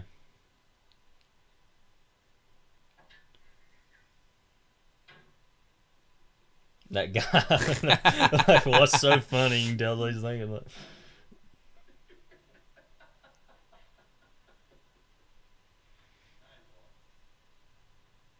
everybody's just like, we're done here. Until there's less people because they all left. Well, it like, showed earlier, even some of the games are less people. Yeah. Not playing a Monopoly game that long, you know? Like.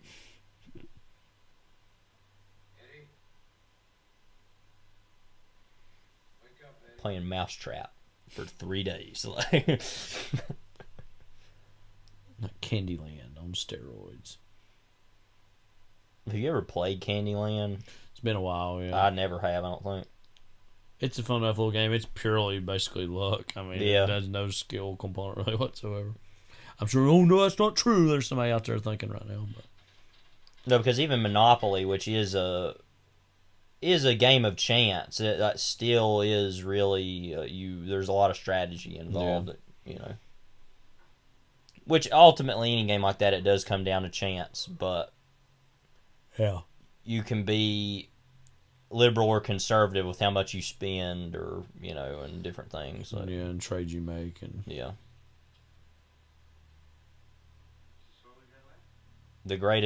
like me watching my version of watching something like this play would be you and Brian Malcolm playing Monopoly for hours. That would be fun. Our old friend Brian Malcolm. Which we played some lengthy games. Oh yeah, always a lot of fun. I always get annoyed when I play Monopoly with people because you end up playing with people. Oh, this is going on too long. I want it to end. No, you got to keep going. Yeah. You want to play with people who are just going to actually finish the game and want to play it, like not some fair-weathered freaks that are, watch me. Yeah. We haven't played any of that in a while. I'm going to do that.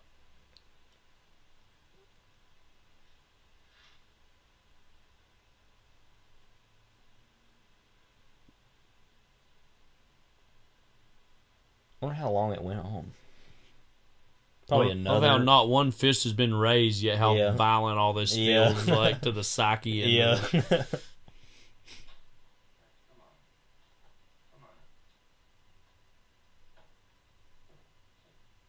the hell you will. Yeah. Vibe play.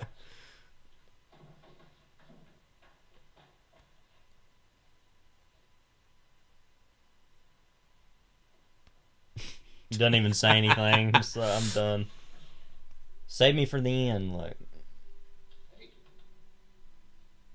And Scott, like, yep, I'm cool, like. Some stanky. Yeah, jazz. that's the way it goes vibes, Yeah.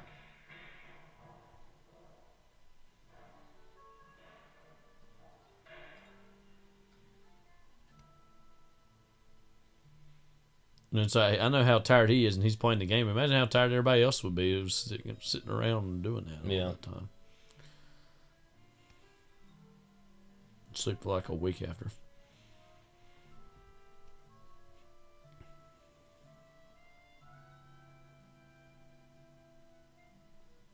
See, we don't live in the right time, It's like where you could just go to places like that, and they were on the street,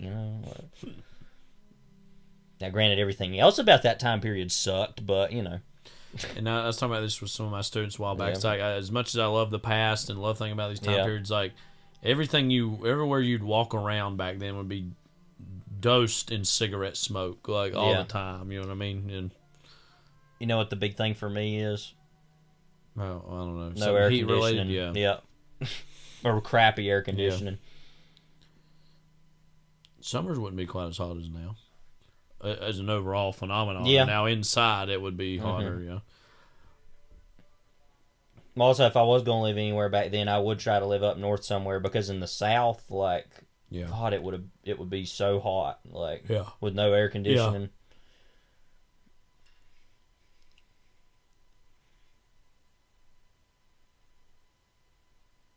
Yeah, I took a nap, I guess, and it helps.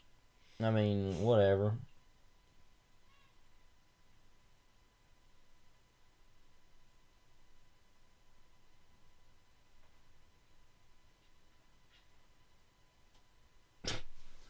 Shoe shine, 15 cents. Is this your lucky day?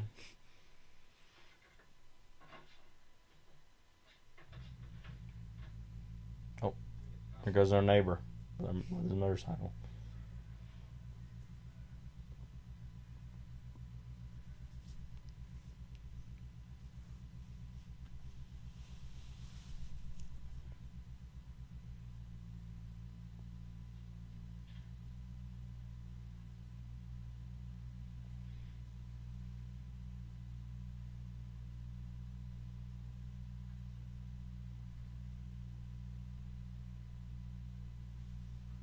Piper Laurie's still alive.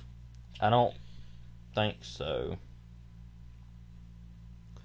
There's so many of the Twin Peaks actors have now passed, and especially the older ones. No, she is still alive. Okay. She's 89, though. Okay.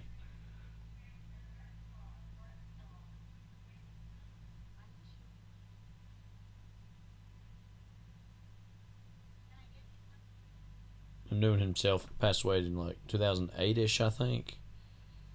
It's probably late 2000s. Do what? Newman, I think he passed away in like 2008. Yeah, let me see. Yep, the day before your birthday. Yeah. September 26th.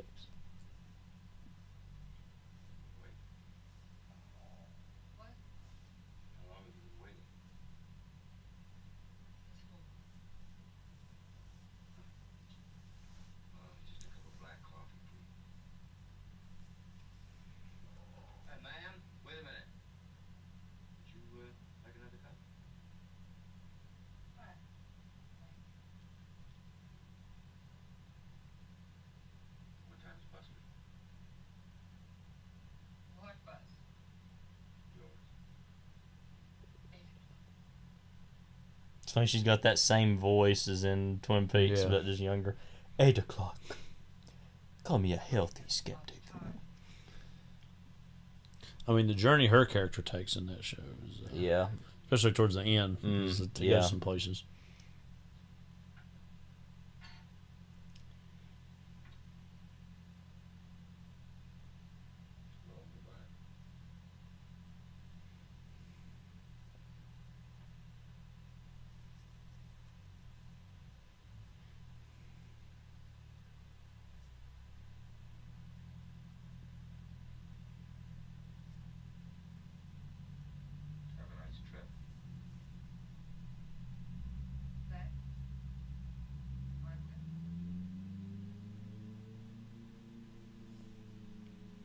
It's not the sound of the bus, by the way. If you hear that, it's the motorcycle. I don't know if y'all can hear that or not. But you're better off if you can't.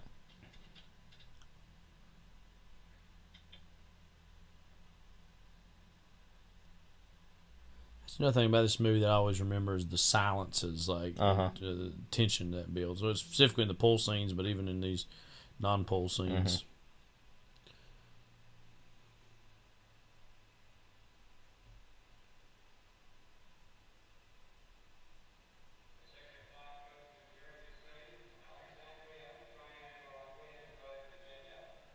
If that woman decided to sit there anyway, like, or multiple people,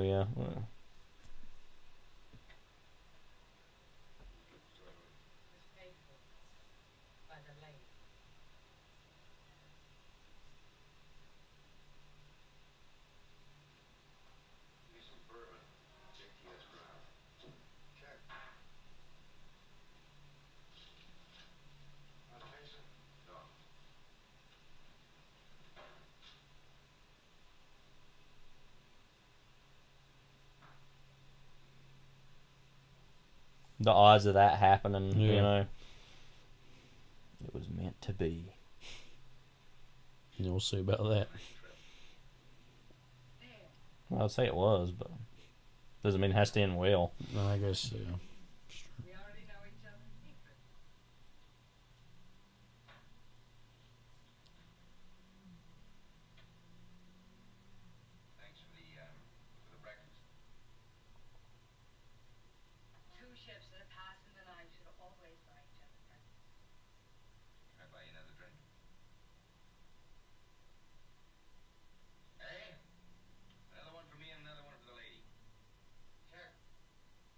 There's old Jake. The lights. Scotch. I wasn't waiting for a bus. Oh, well, she didn't go around. Okay. Same reason you went. That hour of the morning, you haven't got much choice. Besides, I only live 3 blocks. Where do you live? I know where you live. In a locker at a bus station. What's it like living in a locker? Cramped.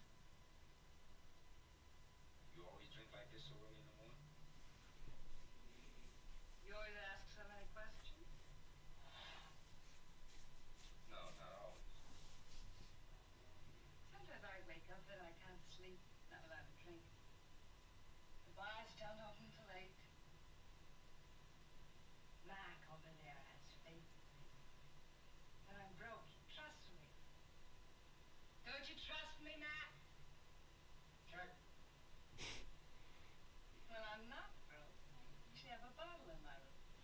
it's interesting to think about LaMotta at this point in his life, that this was in the section of Raging Bull where he was doing his whole like stand-up comedian stuff, and it's like that.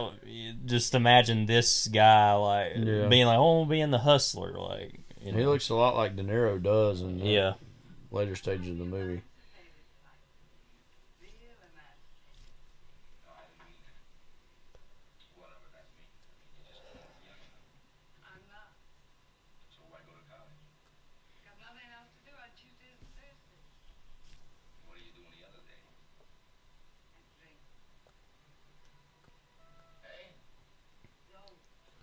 Which, you know, at this stage of LaMotta's life, I can't help but think he would be, you know, thinking somewhere along these thoughts. Let me find him here in a second. Terrible. We're in a terrible situation. We're in a terrible situation. This is Robert De Niro, by the way. About something else entirely that you can probably put two and two together on what that is.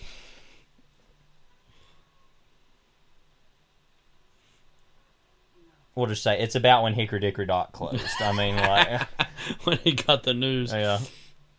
I mean, they're going to have a whole more bumper exhibition cars at Tribeca Film Festival honoring the legacy of Hickory, North Carolina's Hickory Dickory Dock location. I mean, you know. And even like a little, you know, exhibit of the sinkholes that would happen across the road in the parking lot. Like. Yeah. I forgot about that. A lot of firsts went on in the Hickory Dickory Dock, you know, but that was the first place I ever played laser tag ever. Not that I ever do that often. Had that really cool Star Wars arcade game from the 90s. Yeah. The joystick where you were the pilot. Skee ball. All the hits. All the classic hits from classic artists, you know, kind of. Oh, yeah, baby. Where's all the pool playing at? You said there's a Jake LaMotta picture in the background. Wine and liquor.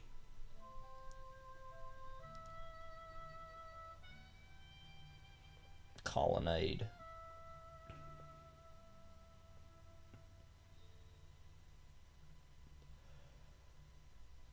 He got that quick. And that's service right there. When people wanted their liquor back then, you needed to get it. I mean, yeah. Parisian restaurant.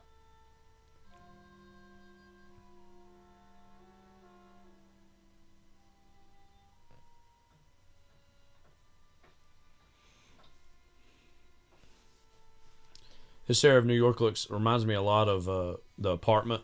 Yeah. I almost keep in my head subconsciously imagining them bumping into Jack Lemmon and Shirley MacLaine from The Apartment because it looks very similar. Who are like, have their own problems but are way more clean cut and like, you know, and they'll be like, man, what the hell's the matter with them? Like, you know, it's like, you dig? I mean, now like as Fred McMurray Jack would say. Lemmon of the Fortune Cookie era. Oh, New York yeah. City. That's slightly different. And Walter Matthau. Mm-hmm. That line he says in that movie. Dare we say it over these airwaves? I don't know. I mean, they said it in 1966, so, you know. Speaking of just great actors / movie stars, I'm pretty sure Jack Lemmon was the best actor I've still yet to ever see. That their talents in comedy and drama were as high in both categories as he is, like, you know. Yeah.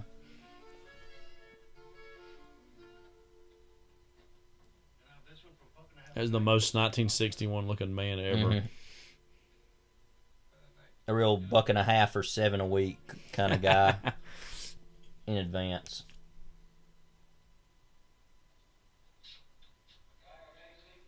You know, we watched Wrong Move and Kings of the Road, both those Wim Wenders films, early this week. And I've been thinking a lot about the road lifestyle, like this idea of, oh, he just kind of goes around. I'm just like, what kind of life is that to live? Or like in that case too, like now with Kings of the Road, it made a little more sense that character moved around for the job that he had. But even like in Wrong Move, for example, like those people are just kind of going around for no reason, you know. Like and this obviously moves around and plays pool, but in that movie especially, I'm just like, why are y'all doing this? Like it just makes me nervous to not know.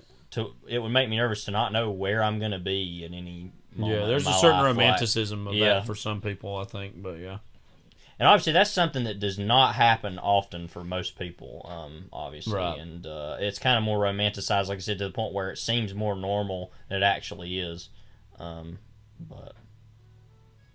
that's something that happened, I feel like, more years ago, like during this time period. Or in the case of those in other countries, that would happen more. But here, now, it's kind of like in Europe. But now...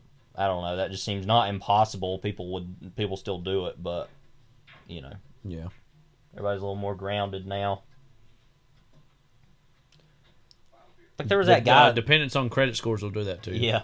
Well, it was like there was that guy on Jeopardy. I don't know if you saw this or not the other night. I think you weren't in the room. Daddy and I were watching it, and there was this guy on there who was like saying he lived in like Toronto or something, somewhere in Canada, and that he traveled down to like San Francisco and hitchhiked, and that he like slept in the park there for like a month and just kind of shrugged and was like, then I went back or whatever. And it's just like, what kind of, I don't know. I'm not saying that to like pass judgment necessarily, but like, what kind of person could do all that? You know, I'm just like, I don't understand that, but whatever.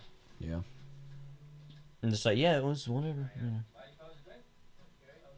He did not win that Jeopardy game, which is not at all a comment on his intelligence level. But I mean, he obviously made it there, so you know. Anyway, that's just something I think about a random amount is like people that travel around like that. Yeah.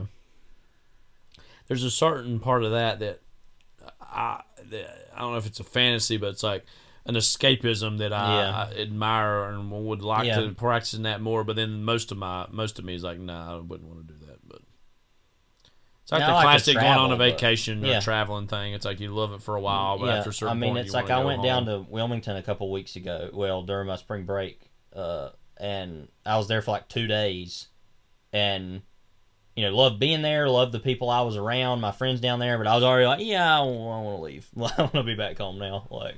And that's a area of the world I know very well now, and even still, I'm like, I don't like this. I want to go home, like, you know. Yeah. For some, home is merely a state of mind. Okay.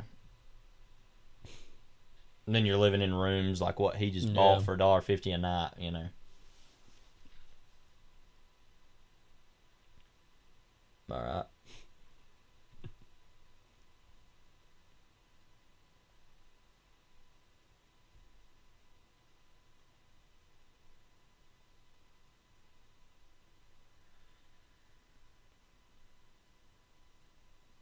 Children shouting. Always what you want to wake up to, you know.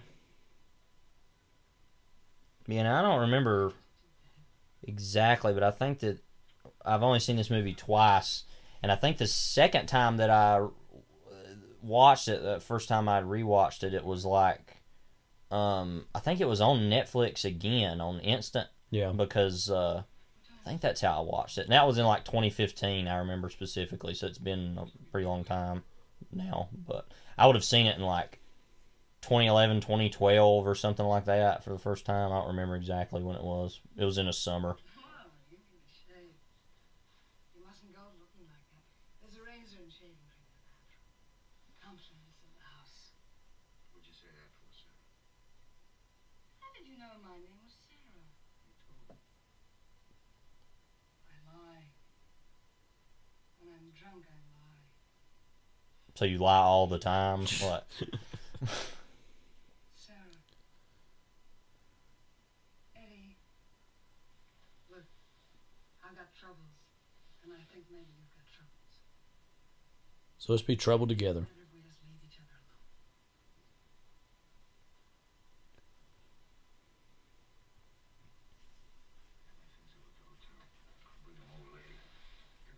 That's the most Paul Newman line reading ever. Yeah. Like, bring him over later. You know? Yeah. You know what I mean? Yeah, I mean, it's, yeah. It speaks for itself. It's a good point you bring up.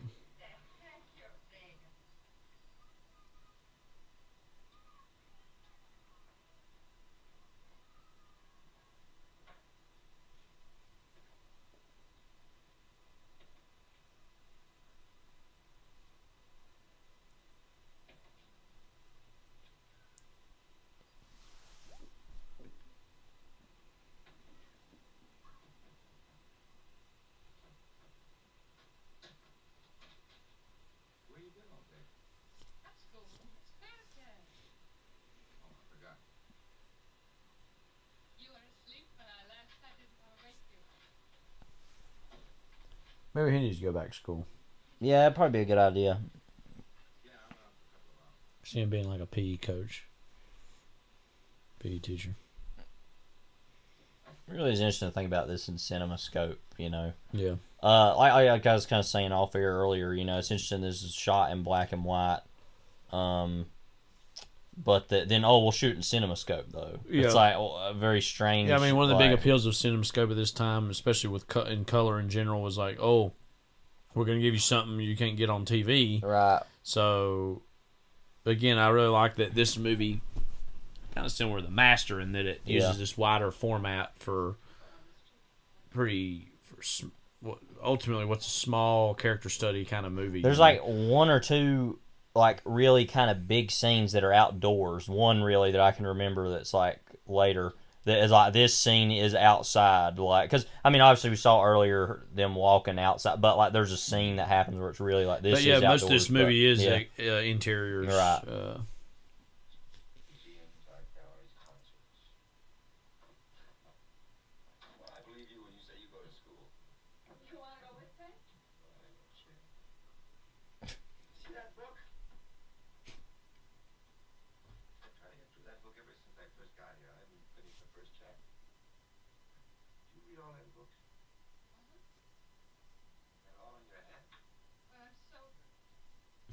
When she's sober,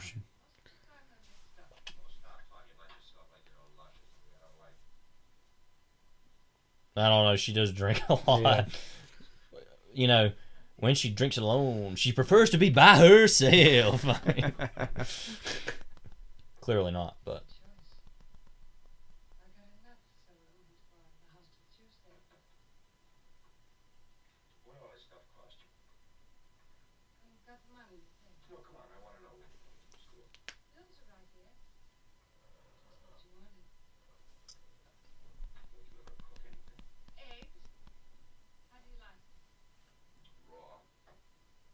He can eat 50 eggs. I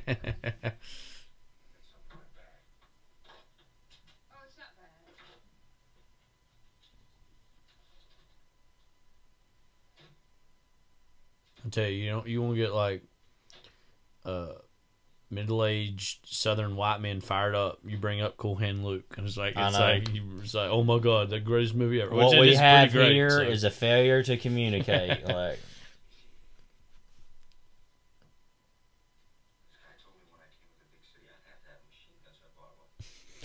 Machine gun. Yeah. Ho ho ho. Like, yeah. Ho ho ho. I mean, is Hans Gruber droopy? That's the question we need to answer. Like.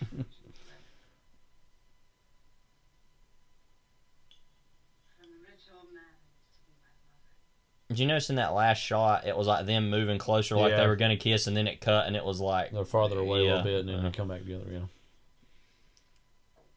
That means I'm smart because I saw that. Is this movie canceled as a result? Yeah. I want to do the CinemaSins version of this. Like, by the way, if anybody's ever come to this podcast wanting that, leave immediately and don't come back. Sorry. We don't care if we're losing you. So, I'm not going to be... I'm dead serious. I don't care about you. So, I'm just saying, like, you know... Sounds bad, but, well, it's because it is. So. Yeah, who cares? Goodbye. Goodbye.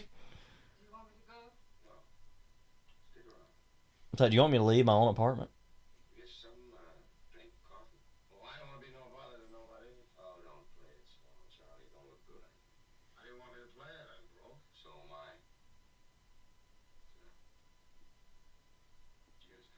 I'd forgotten he's in this movie even this much because Yeah. he's kind of not in it for the last most of it.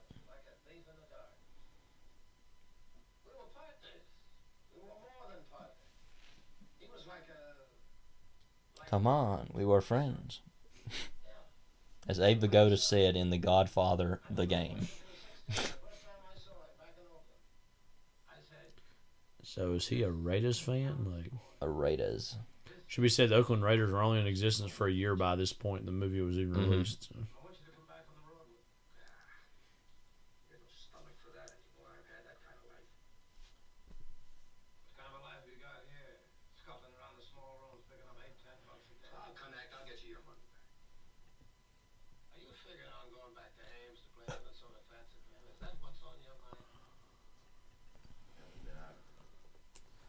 All this makes me just wonder where Paul Newman's actually from.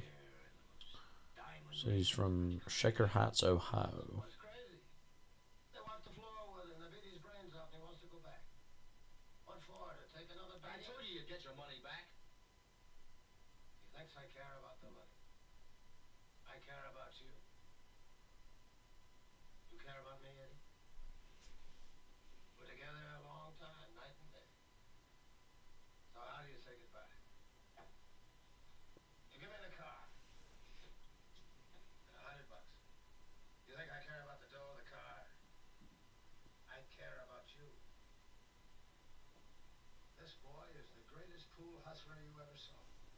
Hustler.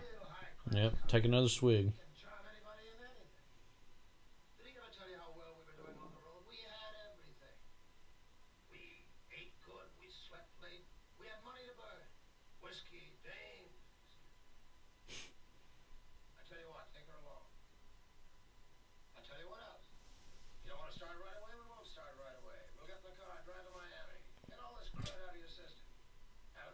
It's interesting that Newman plays almost this role in Color of Money. Right. Cruz is the younger role.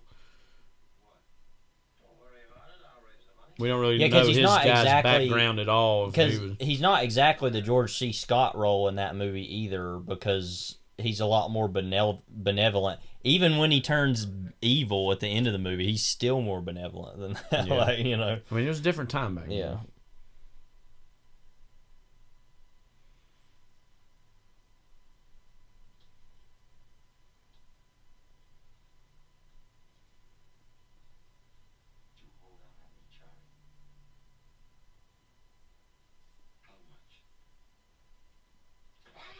Uh-oh, how much?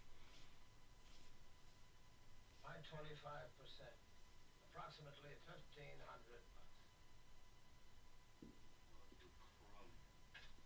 For that $1,500, I could have beat him. That's all I needed, Charlie. Come on, just give me the money. What for, to play fats again? Yeah, to play fats again. You want to come back on the road with me, okay, the money's yours. But if you want to give it to Minnesota Fats, nothing doing. What do you say? You still don't see, do you, Charlie? You are nothing but a small-time Charlie. You'd love to keep me hustling for you, wouldn't you? Take another swig. Years with me, scuffling around in them little towns and those back alleys, you might make yourself enough to get a little pool room back in Oakland. 6 tables and a handbook on the side. Handbook. Is that when you say goodbye to me, Charlie? Is that what you think? Yeah, that's what I think. All right. That's what I want. Pool room, a little handbook on the side. Getting old. Lay down and die by yourself. Okay.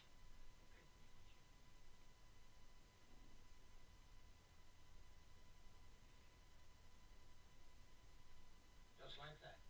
Yeah, just like that.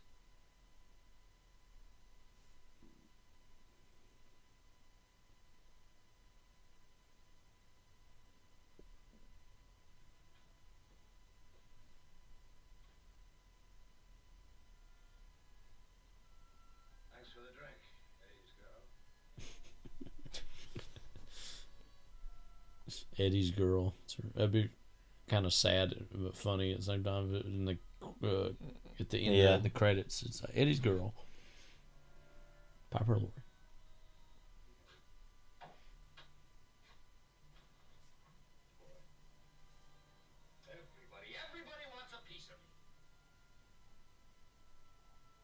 No, actually, it's just like one or two people. Like everybody. Yeah.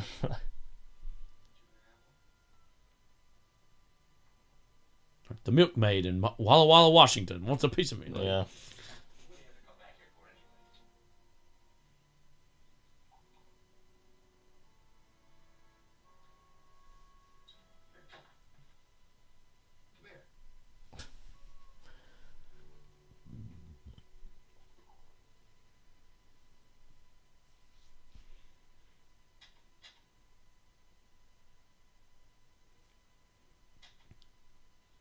True stank drunk energy here. Like.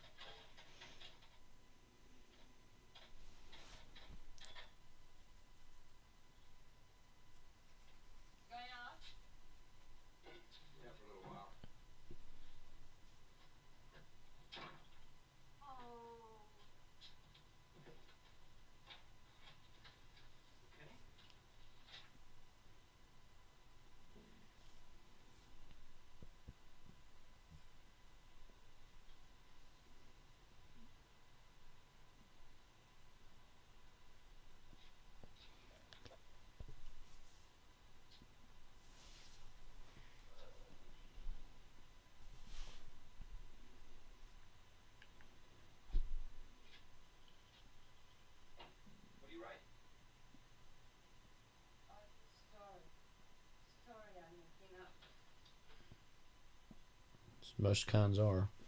Yeah.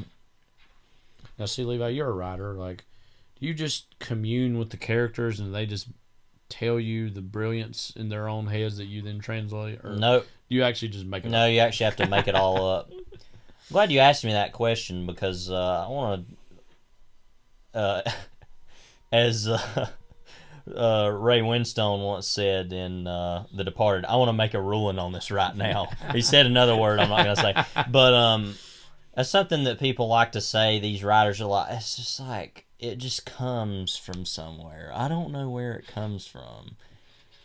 Lies. I mean, like, whatever. Maybe that happens with people. But, well, first of all, the biggest problem with something like that is that they act like they're divine.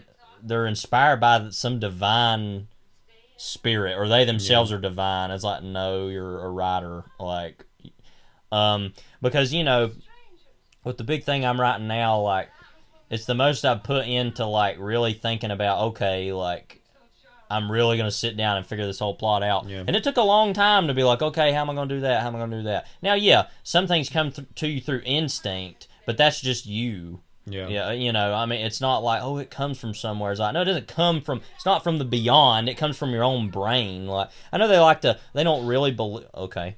Whoa. They don't really believe those things, but they say them. So, like, you know, that's just really annoying. So, yeah. Anyway. That'd be a good working title. You Pool Room Bum? Yeah. Yeah, I agree. But no, I actually have to make it up.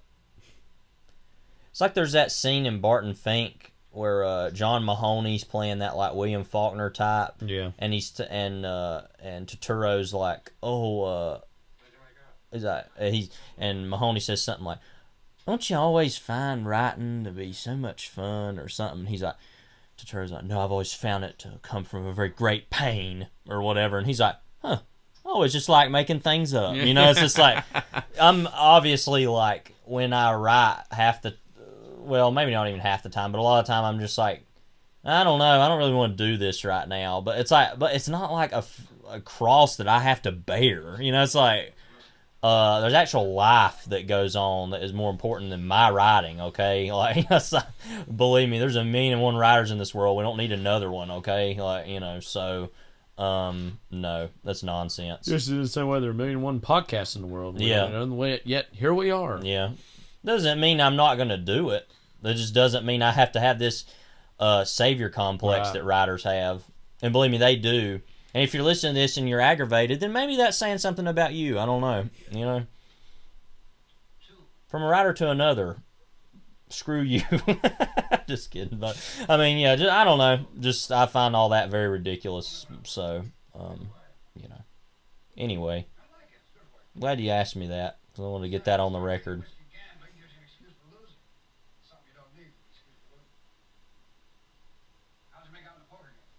It's also that you got to write every day. You have to do this every day. It's like, not if I don't want to. Maybe I do it when I want to do it. Like, you know. Like, yeah, if you want to be Stephen King and make a bunch of money and write 50 books, maybe. But, you know, I got other things I want to do too. So,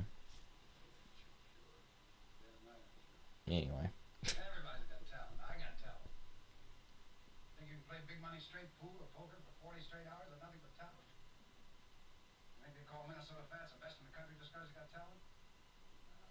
Nah.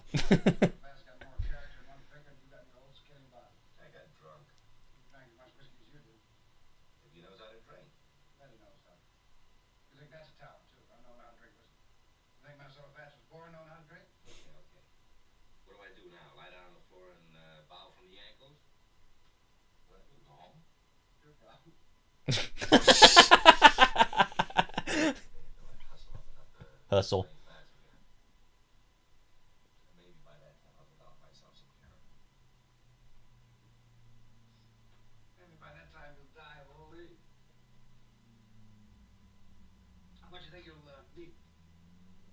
Character or money?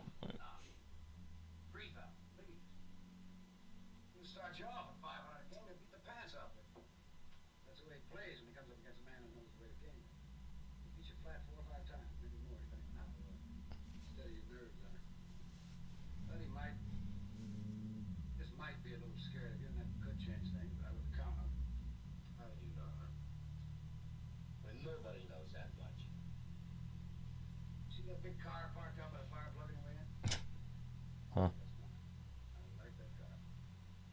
But I get a new one every year because I make it my business to know what guys like you and Minnesota Fats are going to do. I made enough off you the other night to pay for it twice over.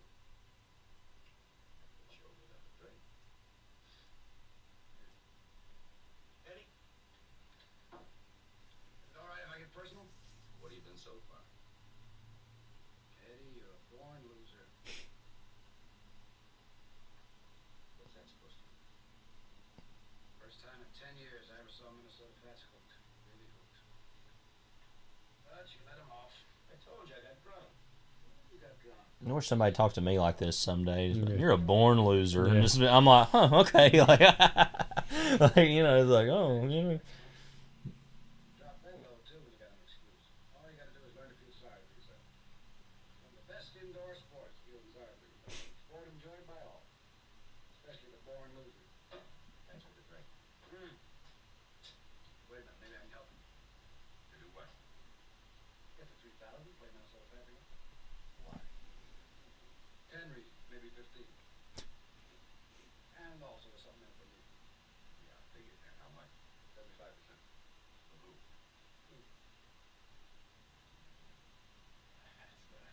That's a pretty big slice. Who do you think you are, General Motors? 75%. Yeah. Think about that. By the way, we were watching some Shark Tank the other night, which is something. I know you kind of haven't been here the last few Friday nights. You've been doing football. We've kind of been watching that off and on as a family here and there, and just like, just wow, what a just craven, disgusting display of a show. Kind of love watching it though. You know, it's fun. But that guy that was on there that was like about those water bottles that were like going to save the world or whatever, and he was wanting to give them like 1% for a $500,000 stake, and they were all like, "What? Like you're insane!" And then like he kept getting offers of like, "Okay, we'll go for it for like 4%," which is like, you know, really low. And he was still like, it. I don't know, I like some advisory shares in that. It's like, well, are you insane? Like, yeah, that was ridiculous. But anyway, I don't make bad bets. 75-25. yeah. See, what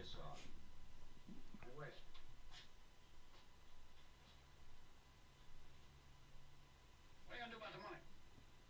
Those places are a couple around. Words out on you, Eddie. You walk in the wrong kind of place, I'll eat you alive. When did you adopt me? Adopt a Highway. Adopt a Paul Newman. What was it? Something bum they called him earlier? A pool room bum. Pool room bum auction. Yeah. Adopt a pool room bum.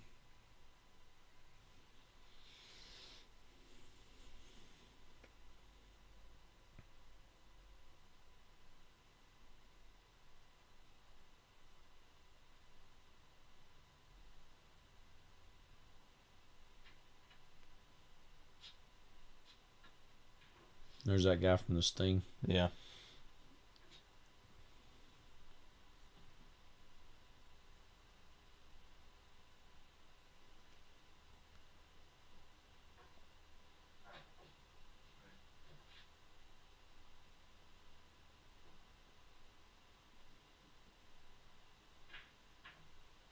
Lucky punk. I quit you. What in, friend? How much you paying for? $1 on the 5, 2 on the 9. Yeah, I'll take a couple. Just for kicking. Okay, friend. For me.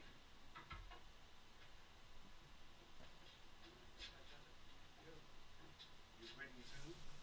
Pretty good plan. How much are you worth? I guess it's just you and me, huh? Yeah, I guess it is. You want to raise a bet? 2 on the 5, 5 on the 9. No, kid, I think maybe you're a hustler. There you go. Shoot. Okay. Who out hustles the hustler? Who watches the watchman? Right.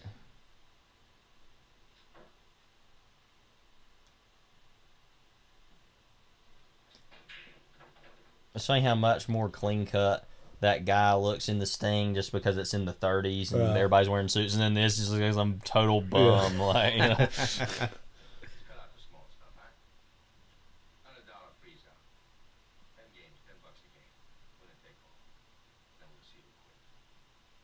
Okay, friend. You're on. Call it. Heads. You win.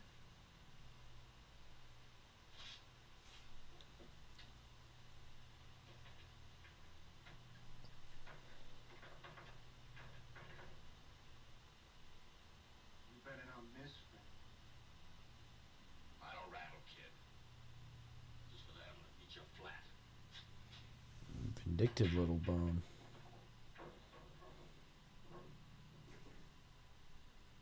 That's 1.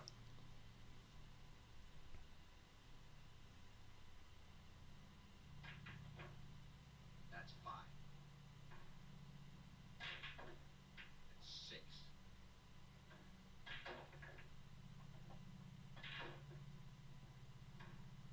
That's 10. Now, punk, you 2-bit punk. Come on, pay up. $100.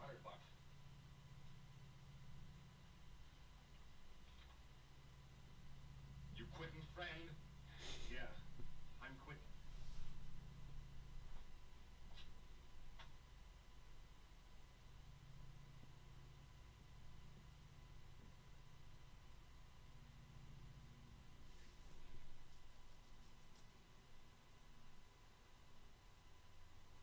Why, you're a pool shark, boy. A real pool shark. Is that Andy Griffith's brother or something? But you're better than he was. Much better. There's your money, boy. Looks kind of like Ned Beatty too. Yeah.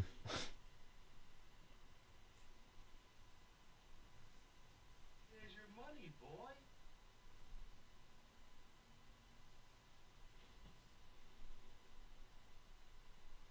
Shark. Wait a minute. Let's give this boy. You ever go down to Sharky's pool room and see any of this go down? Like, It's been a while. We used to,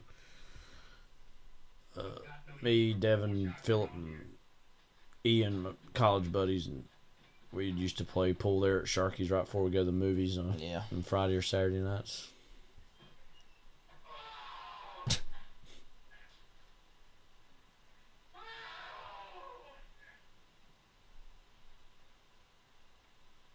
gentlemen.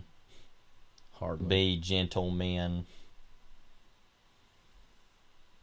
He's just like, well, this stinking city, you know.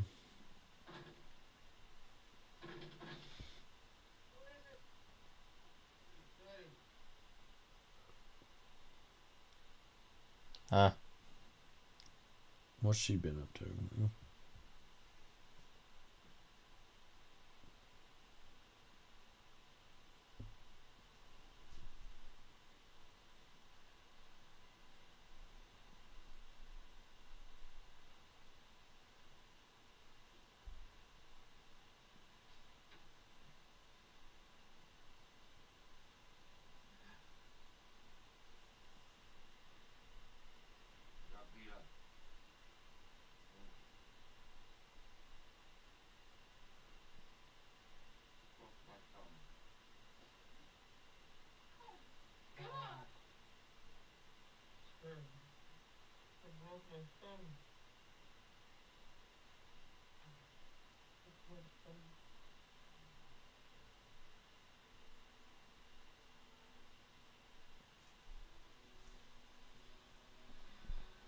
This is one of those, you know, as Vince McMahon once put it, kind of life sucks and then you die kind of movies, you know?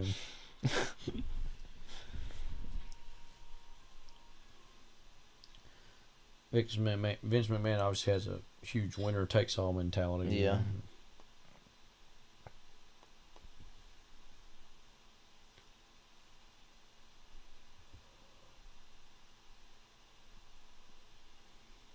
That would suck to have, you know, both your basically arms or fingers like that broken. It'd be like that.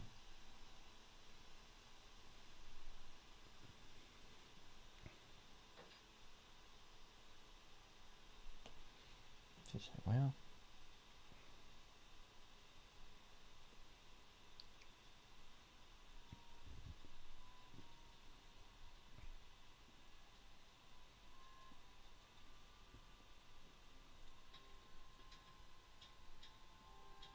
By the way, I mentioned it earlier. We went to see it. Since we saw a new movie in the theater, actually, you have any thoughts you want to voice on Promising Young Woman at all? Well, it's got a lot of Oscar nominations right now. Uh-huh. Most notably, I think, for Carey Mulligan. It's a movie that was fine enough. I think we kind of agreed that it was rather toothless and not nearly as ruthless as it acted like it wanted to be. Right. Especially led you to believe early on. Yeah. It was fine enough, and it was good to see just something new in a theater, if nothing else. But also, it left some things to be desired. I know you had made some comparisons that seemed like between that and De Palma, like his work. But not even as well, not even as accomplished as that can be. And I'm no De Palma fan. Even though I've seen more of his movies I've liked now than I used to. Yeah, I mean, it's actually, you know, it's funny. I know it's been a really controversial movie. Yeah. And we won't wade into all that just because, frankly, I'm not interested to. And second, it's actually a pretty forgettable movie already. Yeah, I just think it actually didn't go far enough, which seems like a lot of people have been kind of saying that. And the third act's pretty strange. Not exactly in a great way either. Yeah. But yeah, kind of nothing movie, honestly. I just figured since it's a new movie, to talk about. We were the only people in the theater too. I think that's the only time that's ever happened to me. So I know you've seen that's happened to you a couple times, but the one scene it's definitively outdoors is what I was talking about here. Anyway. It was okay, fine enough. Like I said, I was just glad to be seeing something in the theater. Yeah, no, it was nice to do. Good popcorn. Can't beat it. By the way, if you're one of those folks out there who's like, microwave popcorn's better than theater popcorn. I know. Kyle was just shaking his head a bit like, yeah, no. And you probably have some weird agenda by saying that. I don't understand it. If you want to go all in on that agenda and explain it to us, email us at huffmanbrothersproductions@gmail.com. Once again, huffmanbrothersproductions@gmail.com. Yeah, we've yet to get any fan emails. Yep. So we send really one. want one, you know. If you're a freak out there who's like, oh, I love microwave popcorn better than movie theater popcorn, send us. Go ahead and be wrong and send us why. Because the ranking is movie theater popcorn, then it's like Carnival or like Ace Hardware popcorn. You remember they used to have They used to have in Harley shop in Hickory too. Had a little you machine. get popcorn, like stuff like that, and then it's microwave. Like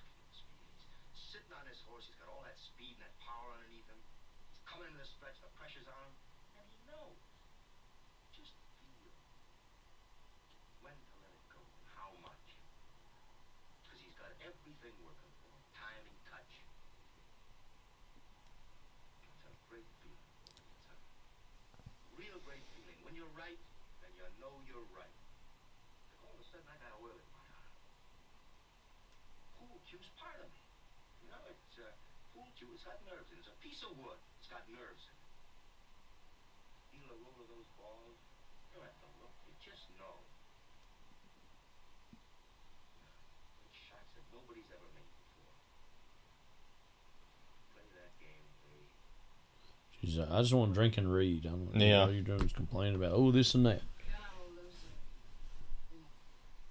just call me a healthy skeptic.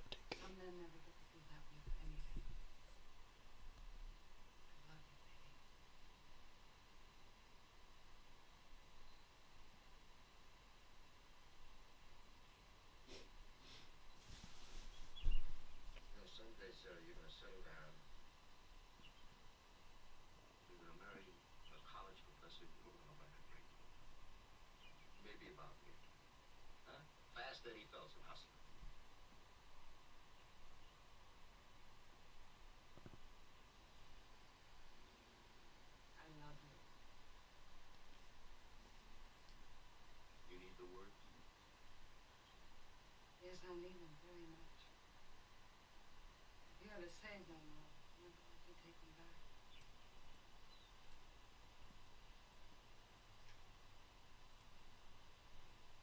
Everybody talks about the "I love you, I know" scene. Like, that's a really great exchange of dialogue. Yeah. There. Better than that. Yeah, I know it's hard for some of y'all to believe there's movies other than Star Wars movies, but but I used to be one of them again, too. this is coming I can from talk people you through who- this. yeah. It's not very difficult. We've been there before. We know how to help you. Yeah.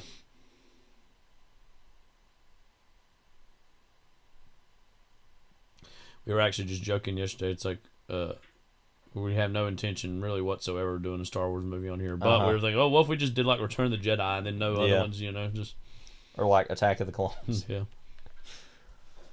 Rogue One. No. As George C. Scott said earlier, nah.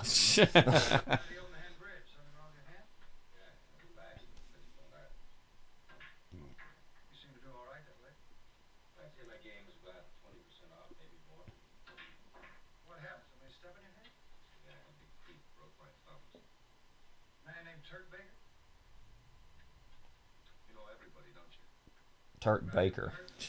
Oh, he said Turk Bacon. No, yeah. Like turkey bacon, but Turkey bacon. Like his full name is Turkey Bacon, but he goes by Turk Bacon. I think now is the time to unveil our Jimmy Dean, James Dean. You think it's time? We mean to do that. Yeah, I guess in what context are we going to say this? Well, stuff? Turk Bacon, okay. Turkey Bacon. So, do you want to explain? No, you go ahead. Okay, well, many of you may know the song Rock On. Yeah. Whatever the name of that song is, I don't remember. Look it up. It was actually in the soundtrack of not Three from Hell, Devil's Rejects, if you can find it that way. I mean, we've really devolved the conversation here, haven't we? What's the name of that? Dave Essex, Rock On. Yeah, it's just called Rock On by Dave Essex, yeah. There's a moment in that song where it's like, it says, Jimmy Dean, James Dean. Yeah. So in our little section of insanity that is our world over here, we like to, if it's somebody has a shorter name, like Jimmy Stewart, James Stewart. Yeah, any name. Yeah, any name. It could be anything. Like Ray Liotta, Raymond Liotta. Yeah, so anyway, that's that. Because I think we've done that a couple times on here, and people have probably been like, what? Turk bacon? Turkey bacon. Yeah. Anyway, there it is. It's all out there. Like Paul Newman, Paulisandro Pauline Newman. Paulisandro.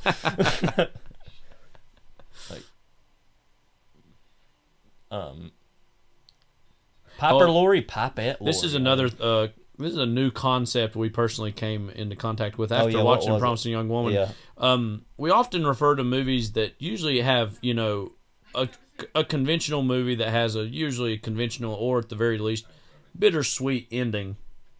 The section of the movie, maybe 2/3 of the way through or halfway through, where things are looking kind of down, or like we're going to maybe be entering the climax soon, the end of the second act, usually it's like, the downtime. Yeah. Before inevitably the uptime comes around. The easiest place to spot stuff like this is in a Pixar movie. Yeah. And that's not anything against Pixar movies, but those are really well-made movies, but always have something like that in them, like in a Toy Story movie when it's like, come on, toys, let's go. Woody doesn't want to play anymore, kind of thing. And it's like, and they have the Randy Newman music that's real sad, and But then, but we all know eventually it's going to go up, and so that's the downtime. Anyway, that's very. So we came up with the concept of the uptime, which is like when movie things like are looking Promising Young great, Woman, at a time when it's all going to end in disaster. Yeah. And prompted by Promising Young Woman, which had, spoiler alert, an uptime to it. Yeah. This is kind of the sort of the uptime of this movie. Where it's like, they're getting to know each other. They might love each other. Things are going to go great. Spoiler alert, no. Well, at this time, people wouldn't have thought that it would be said uptime, because they would have assumed, everything's going to turn out all right for them, but nope. Sorry. No, I don't. So they're going to Louisville, Kentucky during the Kentucky Derby to get some money. Gonna play all MH.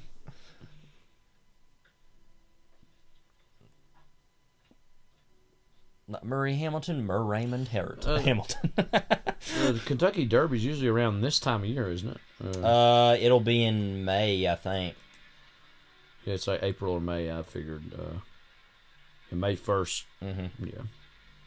Because it's usually, whenever I would move home from college, it was always like that weekend. It's just almost always first Saturday in May. Yeah. I'm sure there were some horse racing fans. Are you kidding me? You don't know that. Blah, blah, blah, blah. But sorry, we're not big. Which horse racing fans, welcome to the podcast. Stay. Yeah. Not going to say anything bad about Stay you, around but for a while. if that's what you are into, I guess. Whatever. I mean, guess, yeah. Well, you said that. I guess if you're a piece of trash, you might as well stick around. No, I didn't mean it. Well, whatever. I don't know. That's the way you want to take it. I have absolutely zero beef with horse racing. Believe me, I would like them a lot more than a lot of other people in the world. So, I've always found so weird, like dog racing is that doesn't make any sense to me. They're always like them greyhound looking, dogs. Wasn't there that sequence in Stranger Than Paradise where they went and bet on dog racing, but it never showed the sequence, but it was happened in the movie supposedly. Television.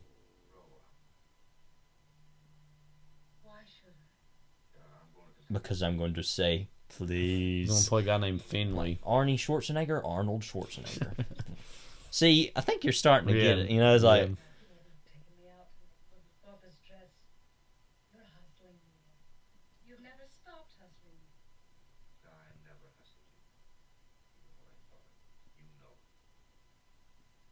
I can't remember if there's any literal or figurative off-roads in this movie.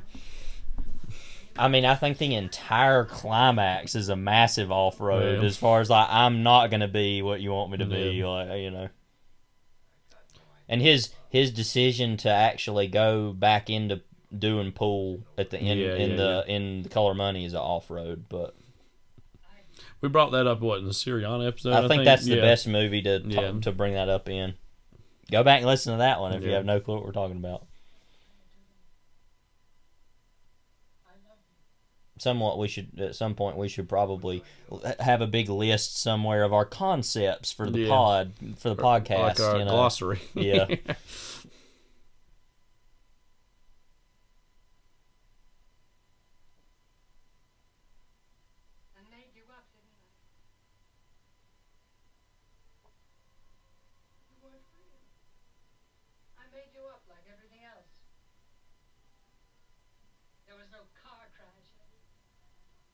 A car crash? A car crash killed Lily and James Potter? I had to say something.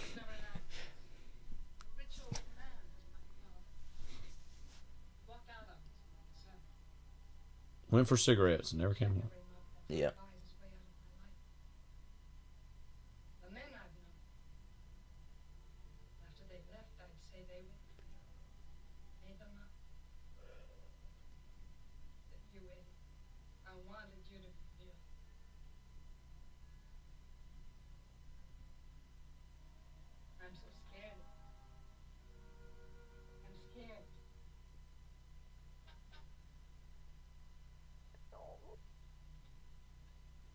All the film bros out there are probably like, "Where's Minnesota Fats at? Like, when's he gonna come back?" Like, sorry, he's at a buffet somewhere. I was going to say Golden Corral somewhere. Is what I was thinking. Loading up for the next bout. I mean, that's why he's got to be so big, is that he's in these 24-hour pool games where he can't eat. He's got to store up for, like, you know. He goes and hibernates. Yeah. Yeah. I mean, he has a hot dog, he forgets it's there type of thing, you know. Wish dog. The wish dog concept. No, we don't have one for that, but we'll probably make one up. I mean,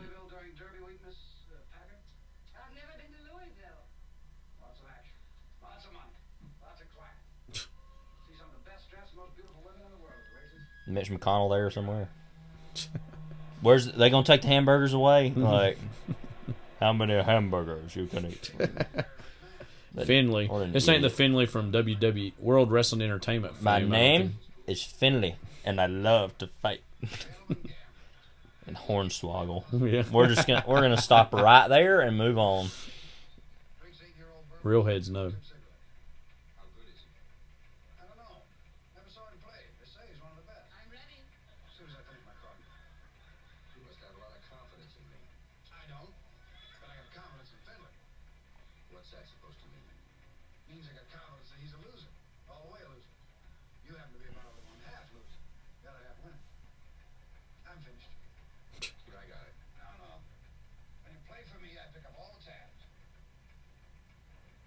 Don't worry, I'll destroy your life enough anyway. Like, yeah.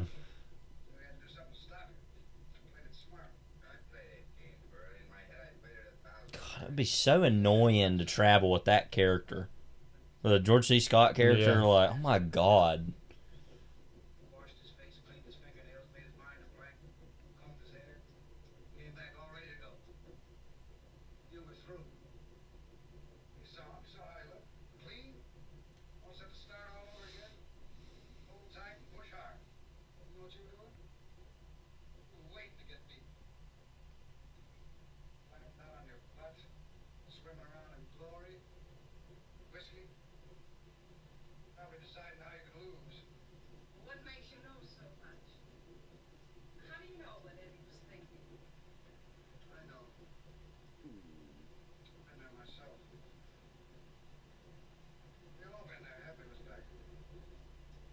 Huh.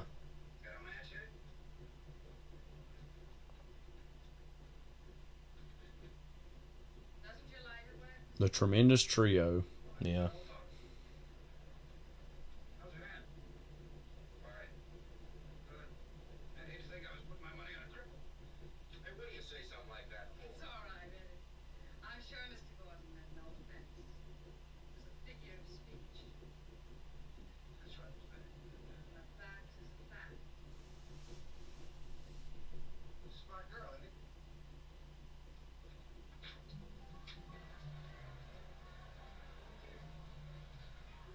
But yeah, you know, at the Kentucky Derby, they have all those big hats. Yeah. It's like, who are you, Camilla? Like, of the royal family? What are you doing? You know, like, I don't understand it. Like, it's just a vibe you don't get. I know.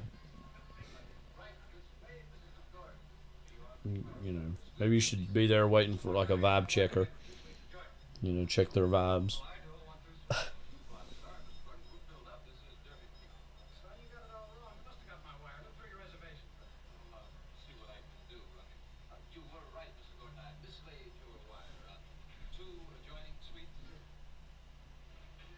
Oh, let me be a scumbag.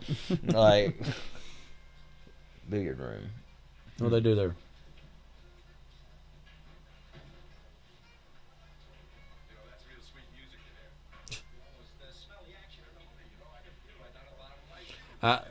Again, this is only the second time I'm seeing this. I forgot all the kind of the jazz soundtrack to this. Yeah, which is obviously. So there's another thing that reminds me of Too Late Blues, but West Stone Kid, Johnny Jumbo, Jonathan Jumbo, Jonathan Yojimbo.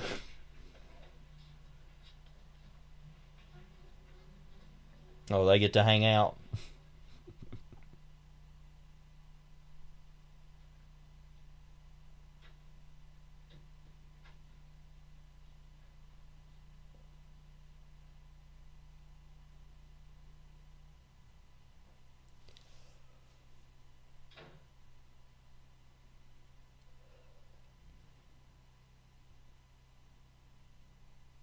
Now, Jonathan Dett, that just is his name. Mm-hmm. There's no Johnny. I don't think I've ever heard him called Johnny. This is Jonathan Dett, yeah. Yeah.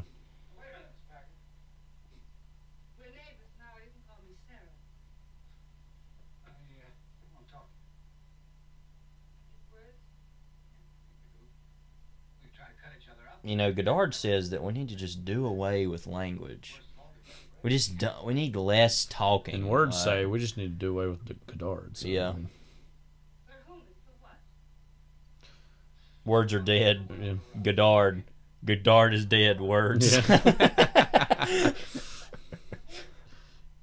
We've already touched on Goddard a little bit. Yeah. I mean, I respect him if nothing else. You know, there's a few of his movies, like Breathless is, of course, you know, in high regard. Contempt, I like. I know you love that a lot. I love Contempt. I know. Probably the most I've ever loved a film by a filmmaker I'm not that big of a fan of, I'd say, probably. You know, going into Pierre LeFou, my expectations were very, very low based on what you had kind of got me to predict about. But I actually liked it fine enough. I mean, I didn't love it, definitely. Weekend's a movie that kind of sort of infuriates me, but I also kind of respect it in another way, too. So, which I feel like is pure Goddard to me. Is I kind of hate this, but kind of like what you're almost trying to say. Sympathy for the Devil, that kind of Rolling Stones movie he did. I like that fine enough. You know. Yeah, I mean, there's a lot of his movies I still want to see that I need to see, but I mean, Dziga Vertov himself. Who? Dziga Vertov was actually that Soviet filmmaker. There was a whole period in the 70s, basically in the late 60s, early 70s, or through the 70s. It was like the Dziga Vertov period where him and a collection of filmmakers basically took that name or that moniker and that's right. They just made a bunch of kind of very radical, revolutionary kind of movies. And I think that was most of his 70s, and then he came out of that in the 80s as Goddard again. I don't know. That was like his artist formerly known as Prince period, basically. Yeah.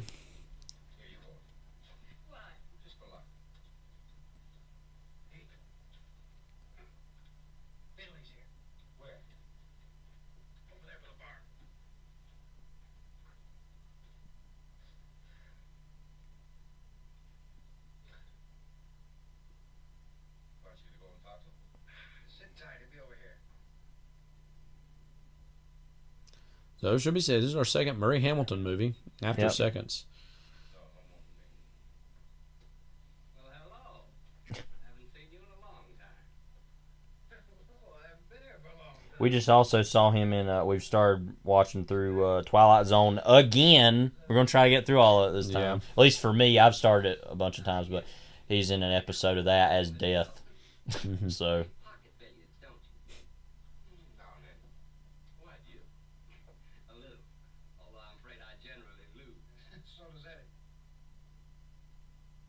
I will slit your throat. Is what you could tell he was thinking.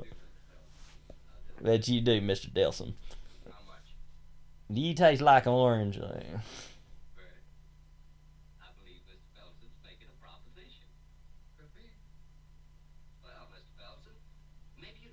Mr. Felson, what are you, Mr. Pepsid? Like, Mr. Pepto Bismol.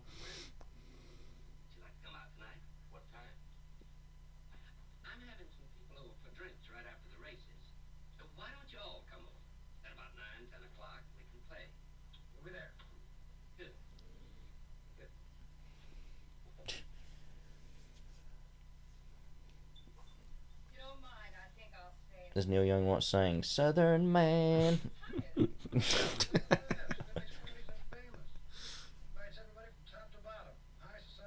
As Neil Young once said, rock and roll's here to stay. Did he say that? Oh, hey, hey. Oh, that's... Oh, who is that? Well, yeah, no, that is him. Yeah. Oh, that was in that song, yeah. Right? Okay. I was just saying everybody said rock and roll's here to stay, but he did that one time. So. Yeah, so he said it. Yeah.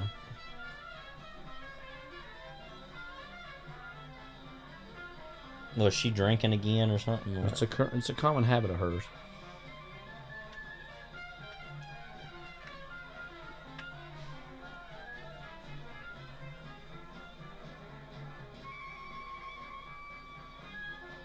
I have a question for people who like to drink. Why? No, we won't get into all that.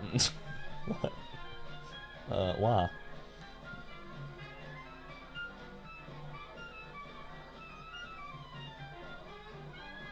Some of that stanky Southern jazz. Mm-hmm. Southern jazz.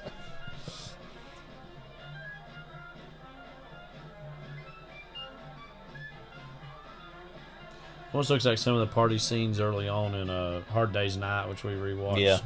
Obviously, the camera works a lot different. But that era of party cutting loose, like, vibes, you know?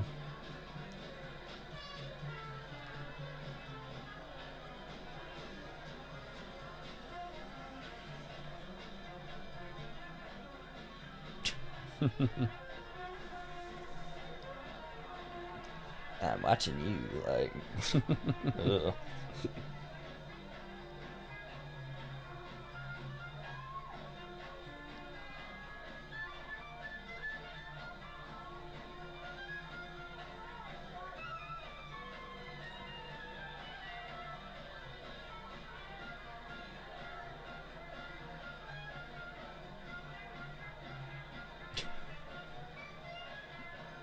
So, okay.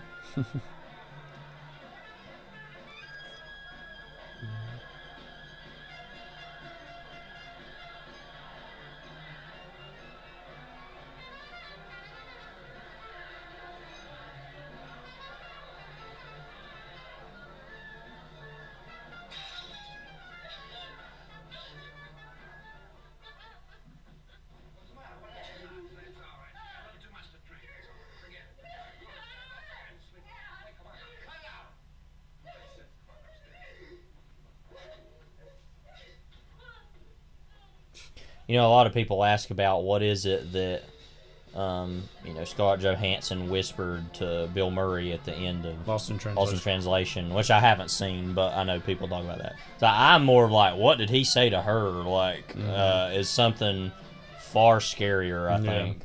Which I don't even think that whatever that would be scary necessarily, but this definitively would have had to have been. Yeah.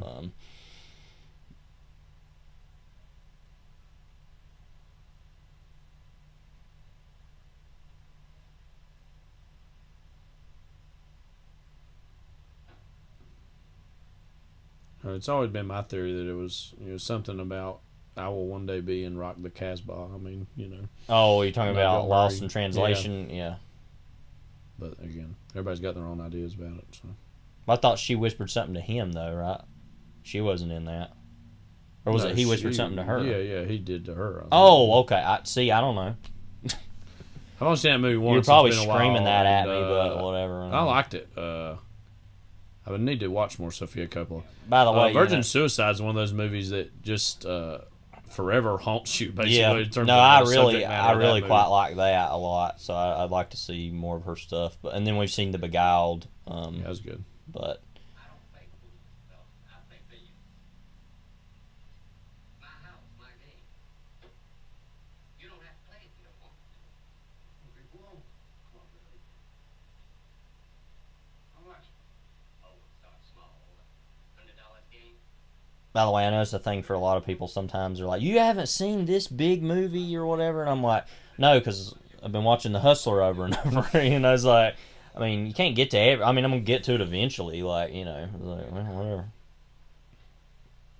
Like, no, I haven't seen that. I haven't seen A Few Good Men. I haven't seen The West Side Story. I mean, you know, what do you want me to do? Like, what do you want me to do? Watch them? Like, I mean,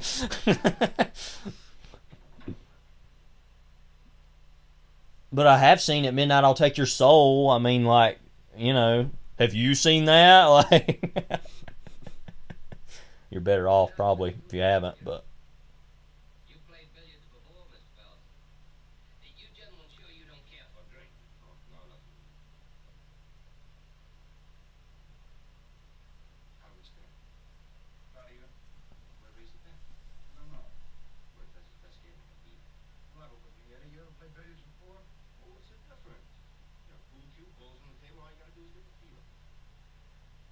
Like to raise the stakes, Mr. Fowlson? Okay. How much? About 500. What do you think you can beat? Well, he thinks he can beat me, Bert. He wouldn't be playing me if he didn't. Right, Fowlson? I didn't ask him, can he beat you? I already know he can beat you. I asked him, will he? Hey, that's two different things. I can beat him. All right, fine. Have you noticed, Bert, this fella here bears a striking resemblance to you? It seems as though you might have modeled for the artist. We've only cut to that, and it's his exact. Yeah, it's like his Jersey Scott's face. Yeah.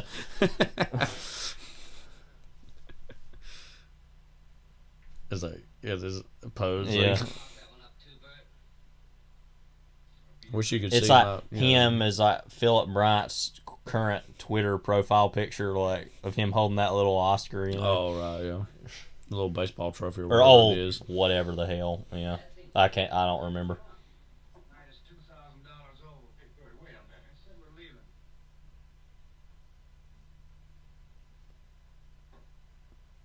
Yeah, that's what it is. But it's like an Oscar. It's like just a little dumb little award you can buy like for $2. You know. Yeah. They probably had a child make it as a during crafts or something.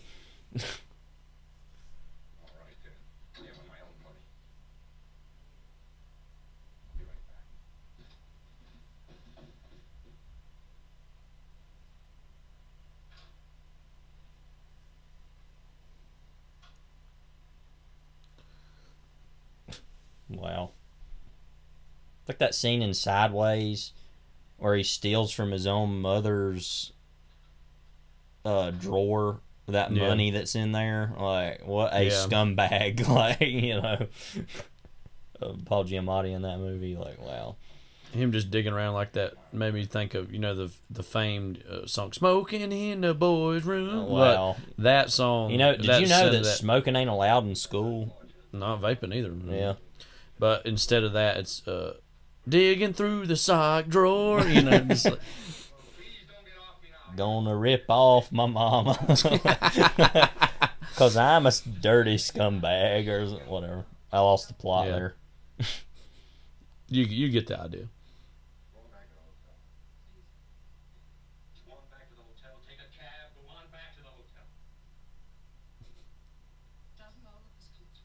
No, Murray, he's enjoying it.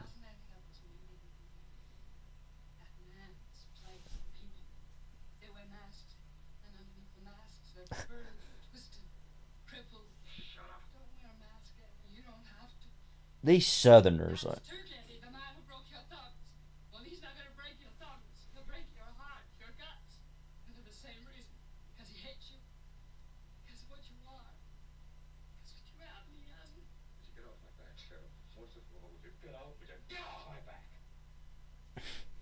All right.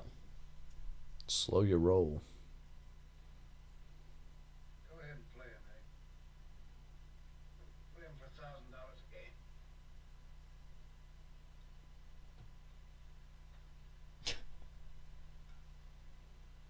would you like to play chess? Like, no. I'm not going to degrade myself to that level.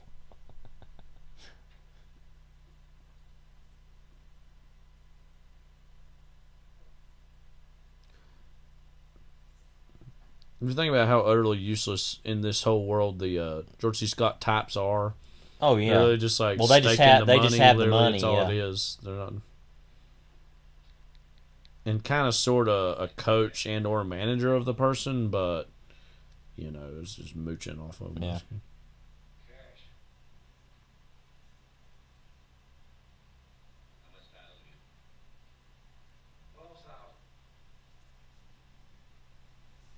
So that means, doing the math, Newman will keep 4,000. 75%. Other guy keeps.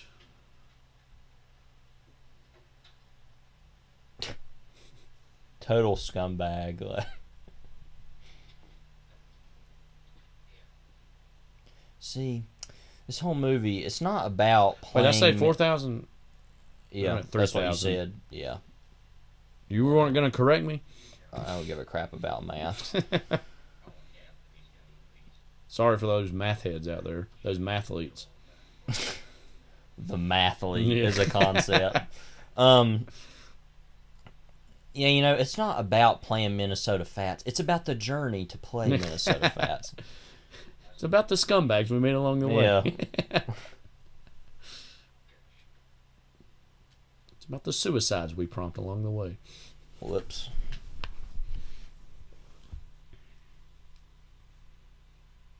Which, I can't remember, was it? We'll see in here in a second, I guess, but I can't remember if it's intentional or if it's accidental. No, it is intentional. Okay, I couldn't remember.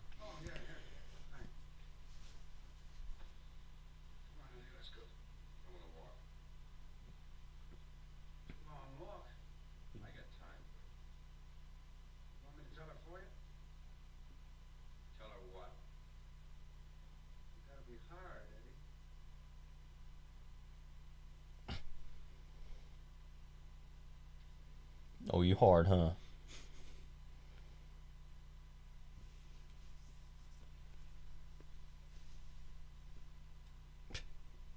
Walking around like that, yeah. A little worthless human being, you know, like...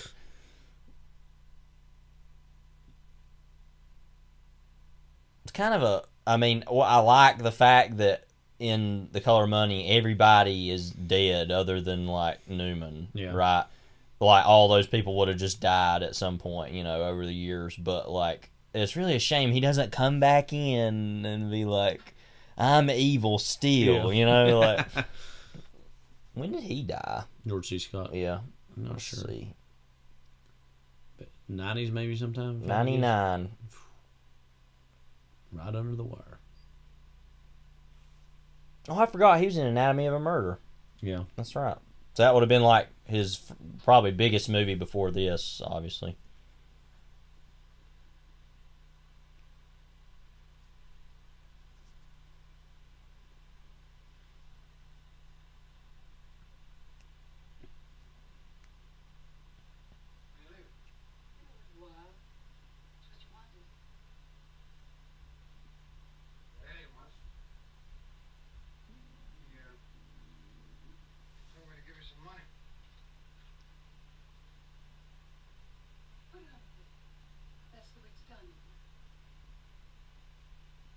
Okay.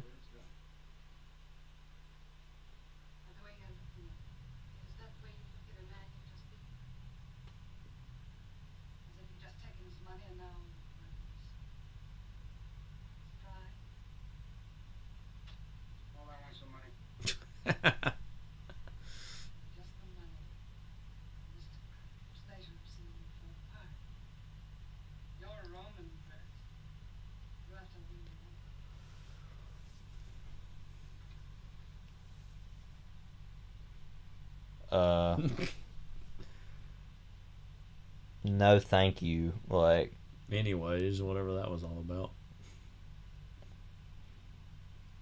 That's some weird male impulse when you're a scumbag like that to be like, I don't like you. We'll forcibly kiss you. Yeah. Like, what? Other than the other than everything that's awful about that, like why? Like I don't know.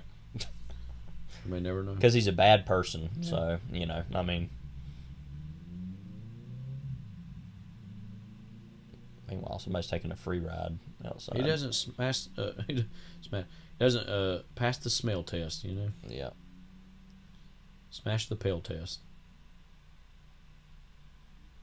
He's not eligible for the Pell Grant. He's not a Rhodes Scholar, NC Scholar, like. He's not making the Caldwell County Honor Roll. I know that. Perverted. Twisted.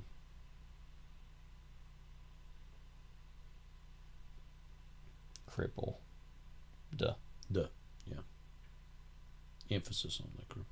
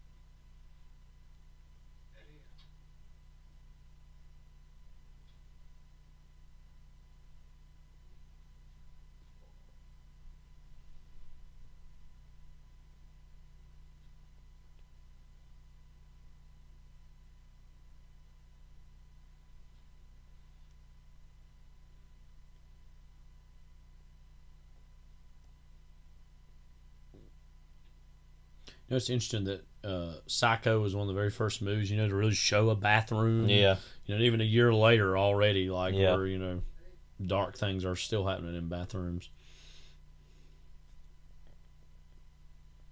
I guess Hollywood figured that was the only thing that happened in there. I don't know. Was all these bad things.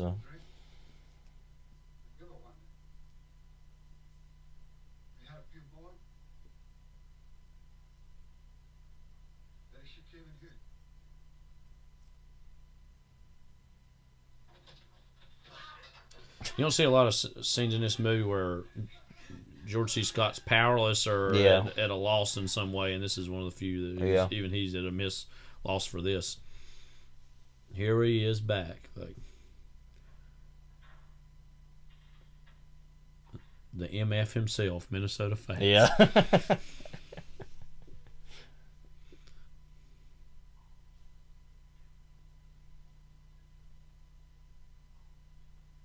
The way this scene is kind of set up and shot, it looks almost like a saloon that all the bad guys are hanging out, and he comes in. Right, like on a Western, That's a good observation. It's even got like the bars looking like, So. Like a bank is going to be hold up or something, See his it's eyes like such around like it's such a Leone moment where he like senses him almost, and it's like pre-Leone, but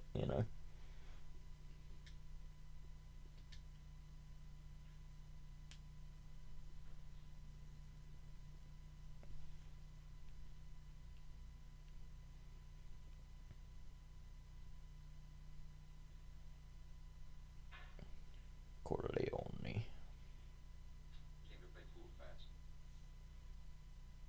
Alright. Cool. That's good, Eddie. How much? You name it. $1,000 a game. Let's make it $3,000 a game, Fats. Like going for the throat. That's my bankroll, my life saving. What's the matter, Fats? All you gotta do is beat me the first game. I'm on my way back home.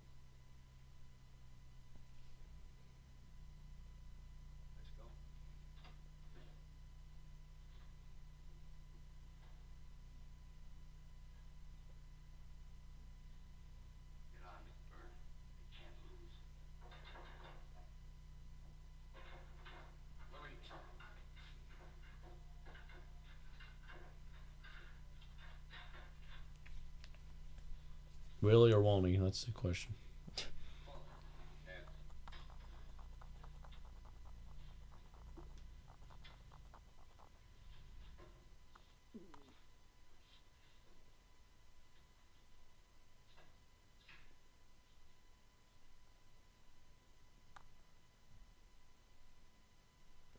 You know what I like about this movie, the structure of it, like you said, that like we were saying earlier, that it puts the longer game at the beginning, and that what I like about it is that you don't feel any triumph, you don't feel any like triumphant feelings by the end of this movie. Yeah. It's like everything's been taken out of you, both as an audience too, like it you know, of everything that's happened, and you don't feel like, oh, this is cool anymore. It's just very like, and to that it is extent, what it is. You know, like, Minnesota Fats is less of a character than an antagonist, more so. Right. But it does make you wonder how many experiences has he went through to make him the person Yeah, that he is, right. that makes it where the game plays like this for him all the time. Yeah. It's a purely unemotional Right. thing by this point, you know.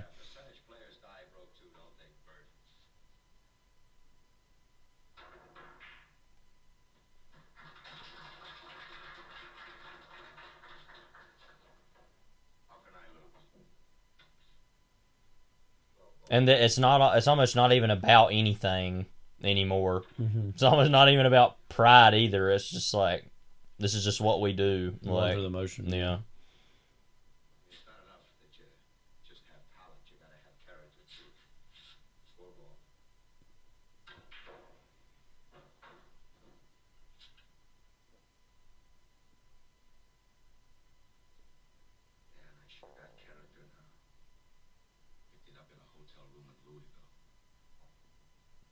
He's like, I don't know what's between y'all, but yeah. I'm shooting pool Fats. When I miss, you can shoot.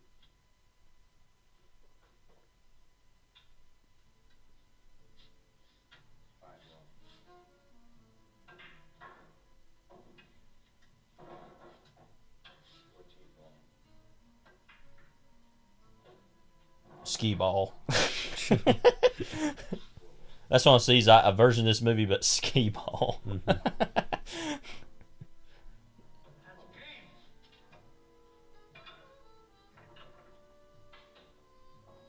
What? Like, that's stupid. Like,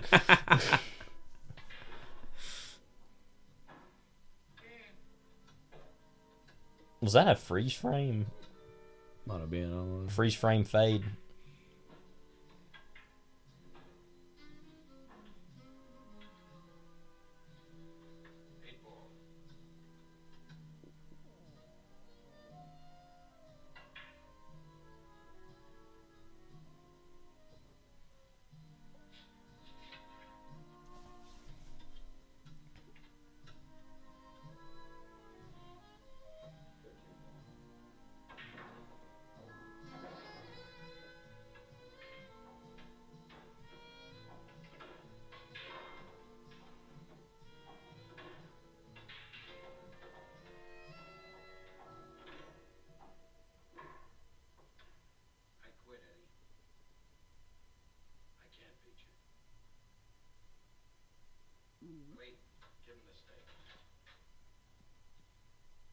Van Helsing walks out with like a steak. Yeah. And like,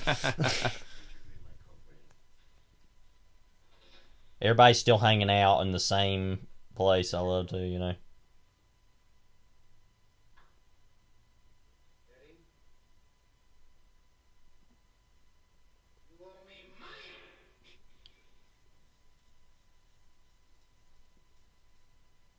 How do you figure that, Bert?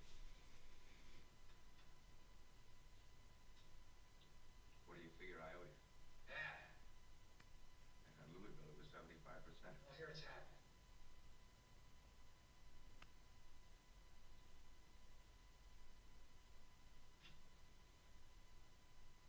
What if I don't pay you, Bert? You don't pay me? You gotta get your thumbs broken again.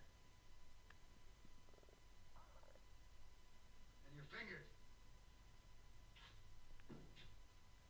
If I want them to, they're gonna break your right arm in 3 or 4 places. Better pay him, Eddie.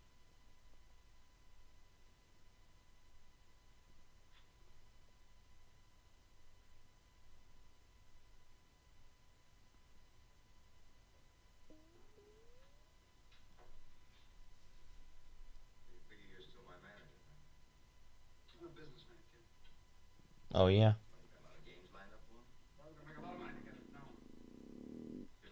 Sorry about that. You heard that? Wow. My stomach.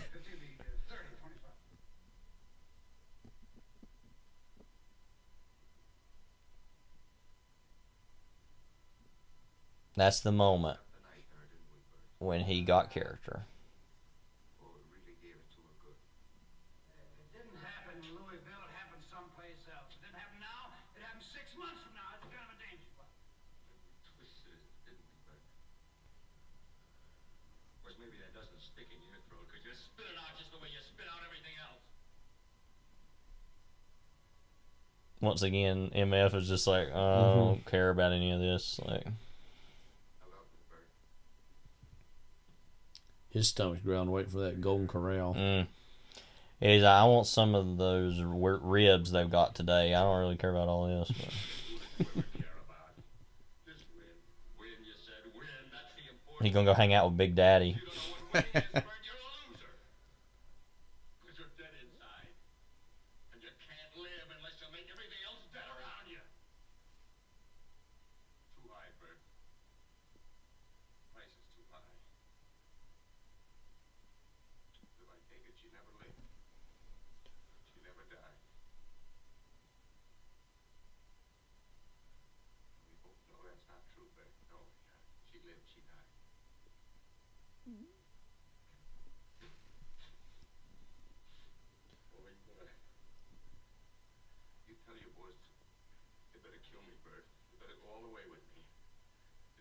Bust me up. Put all those pieces back together again, and so help me. So help me God, Bert. I'm gonna come back here and I'm gonna kill you.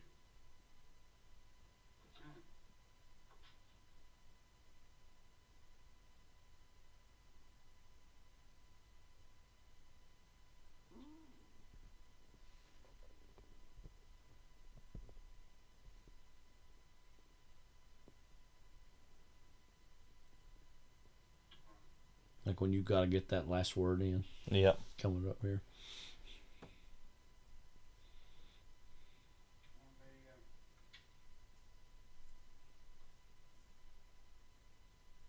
Don't ever walk into a big-time pool hall again.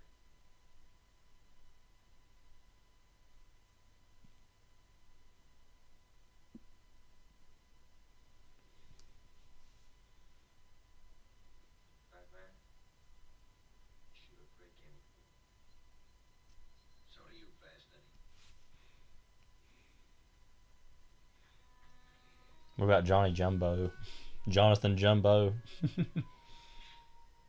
Or as you call him, Jonathan Yojimbo.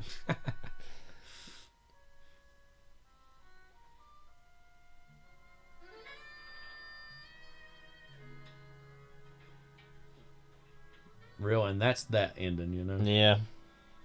And business as usual.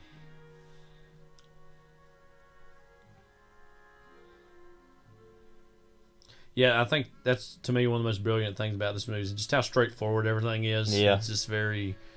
It feels like a great, like, in a good way, like a good, like, old paperback book you'd find in some old bookstore, and it's, like, kind of worn-looking, but it's just so direct, so crisp, like, in everything it does, you know?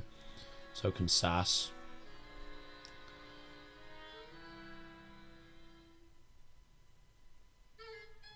Freeze frame, the end, you know? I think it's interesting that it ends with him sitting there almost like he's sitting on a throne, like George C. Scott, and he's like the king of this whole world. You know what I mean? Yeah, and that's kind of, like I said, to kind of preface next week, and we'll see how I feel about it. But you know, that's kind of what I have problems with Color of Money is that.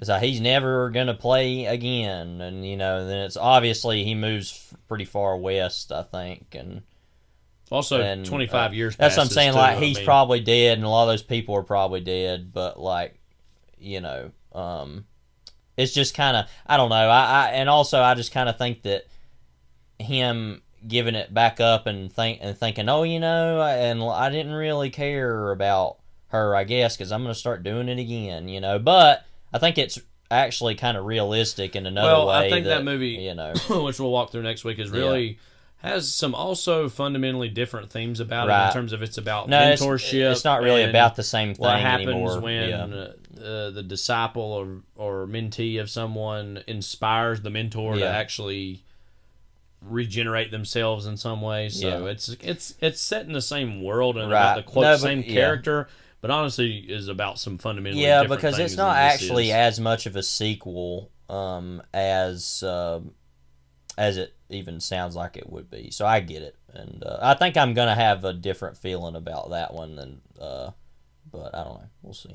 But, so again, that is 1961's The Hustler. Again, this is only the second time I've seen it, but I liked it a lot the first time. Liked it even more this time, I believe. Yeah, and I know we didn't talk as much during this one either, but it's just such a direct movie that kind of speaks for itself, I think. And still a big, massive fan of it. I really love it. Hopefully you do too. But so next week again, we're going to be hitting 1986's Color of Money, which is of course a sequel.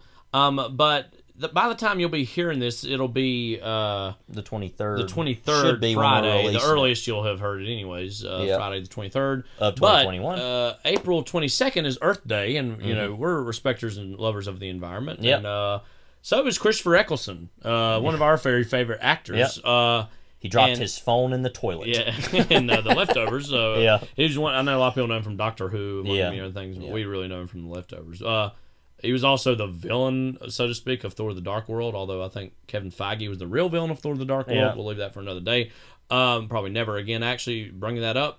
Nevertheless, we'd love to just impart some Earth Day wisdom and Earth Day sentiments from Eccleston himself, which you'll hear at the very end. So, and you know what is the same color of the environment that's green? Money. The color of money. So next week we'll be back with The Color of Money. So take care. God bless. I'm walking in Heaton Park in Prestwich in Salford. It's one of the most beautiful parks in the country. I've been coming here since I was a kid. It really is a beautiful place, and it's covered in shit by people who have picnics and leave their Coke bottles and their wrappers. There's shit everywhere, used nappies. They just foul it up. And I tell you what, I hope nature takes its revenge on you. Every single one of you that leaves shit on the floor and in parks. And what you've done to Heaton Park is disgusting. And I hope the planet turns round and shits on you.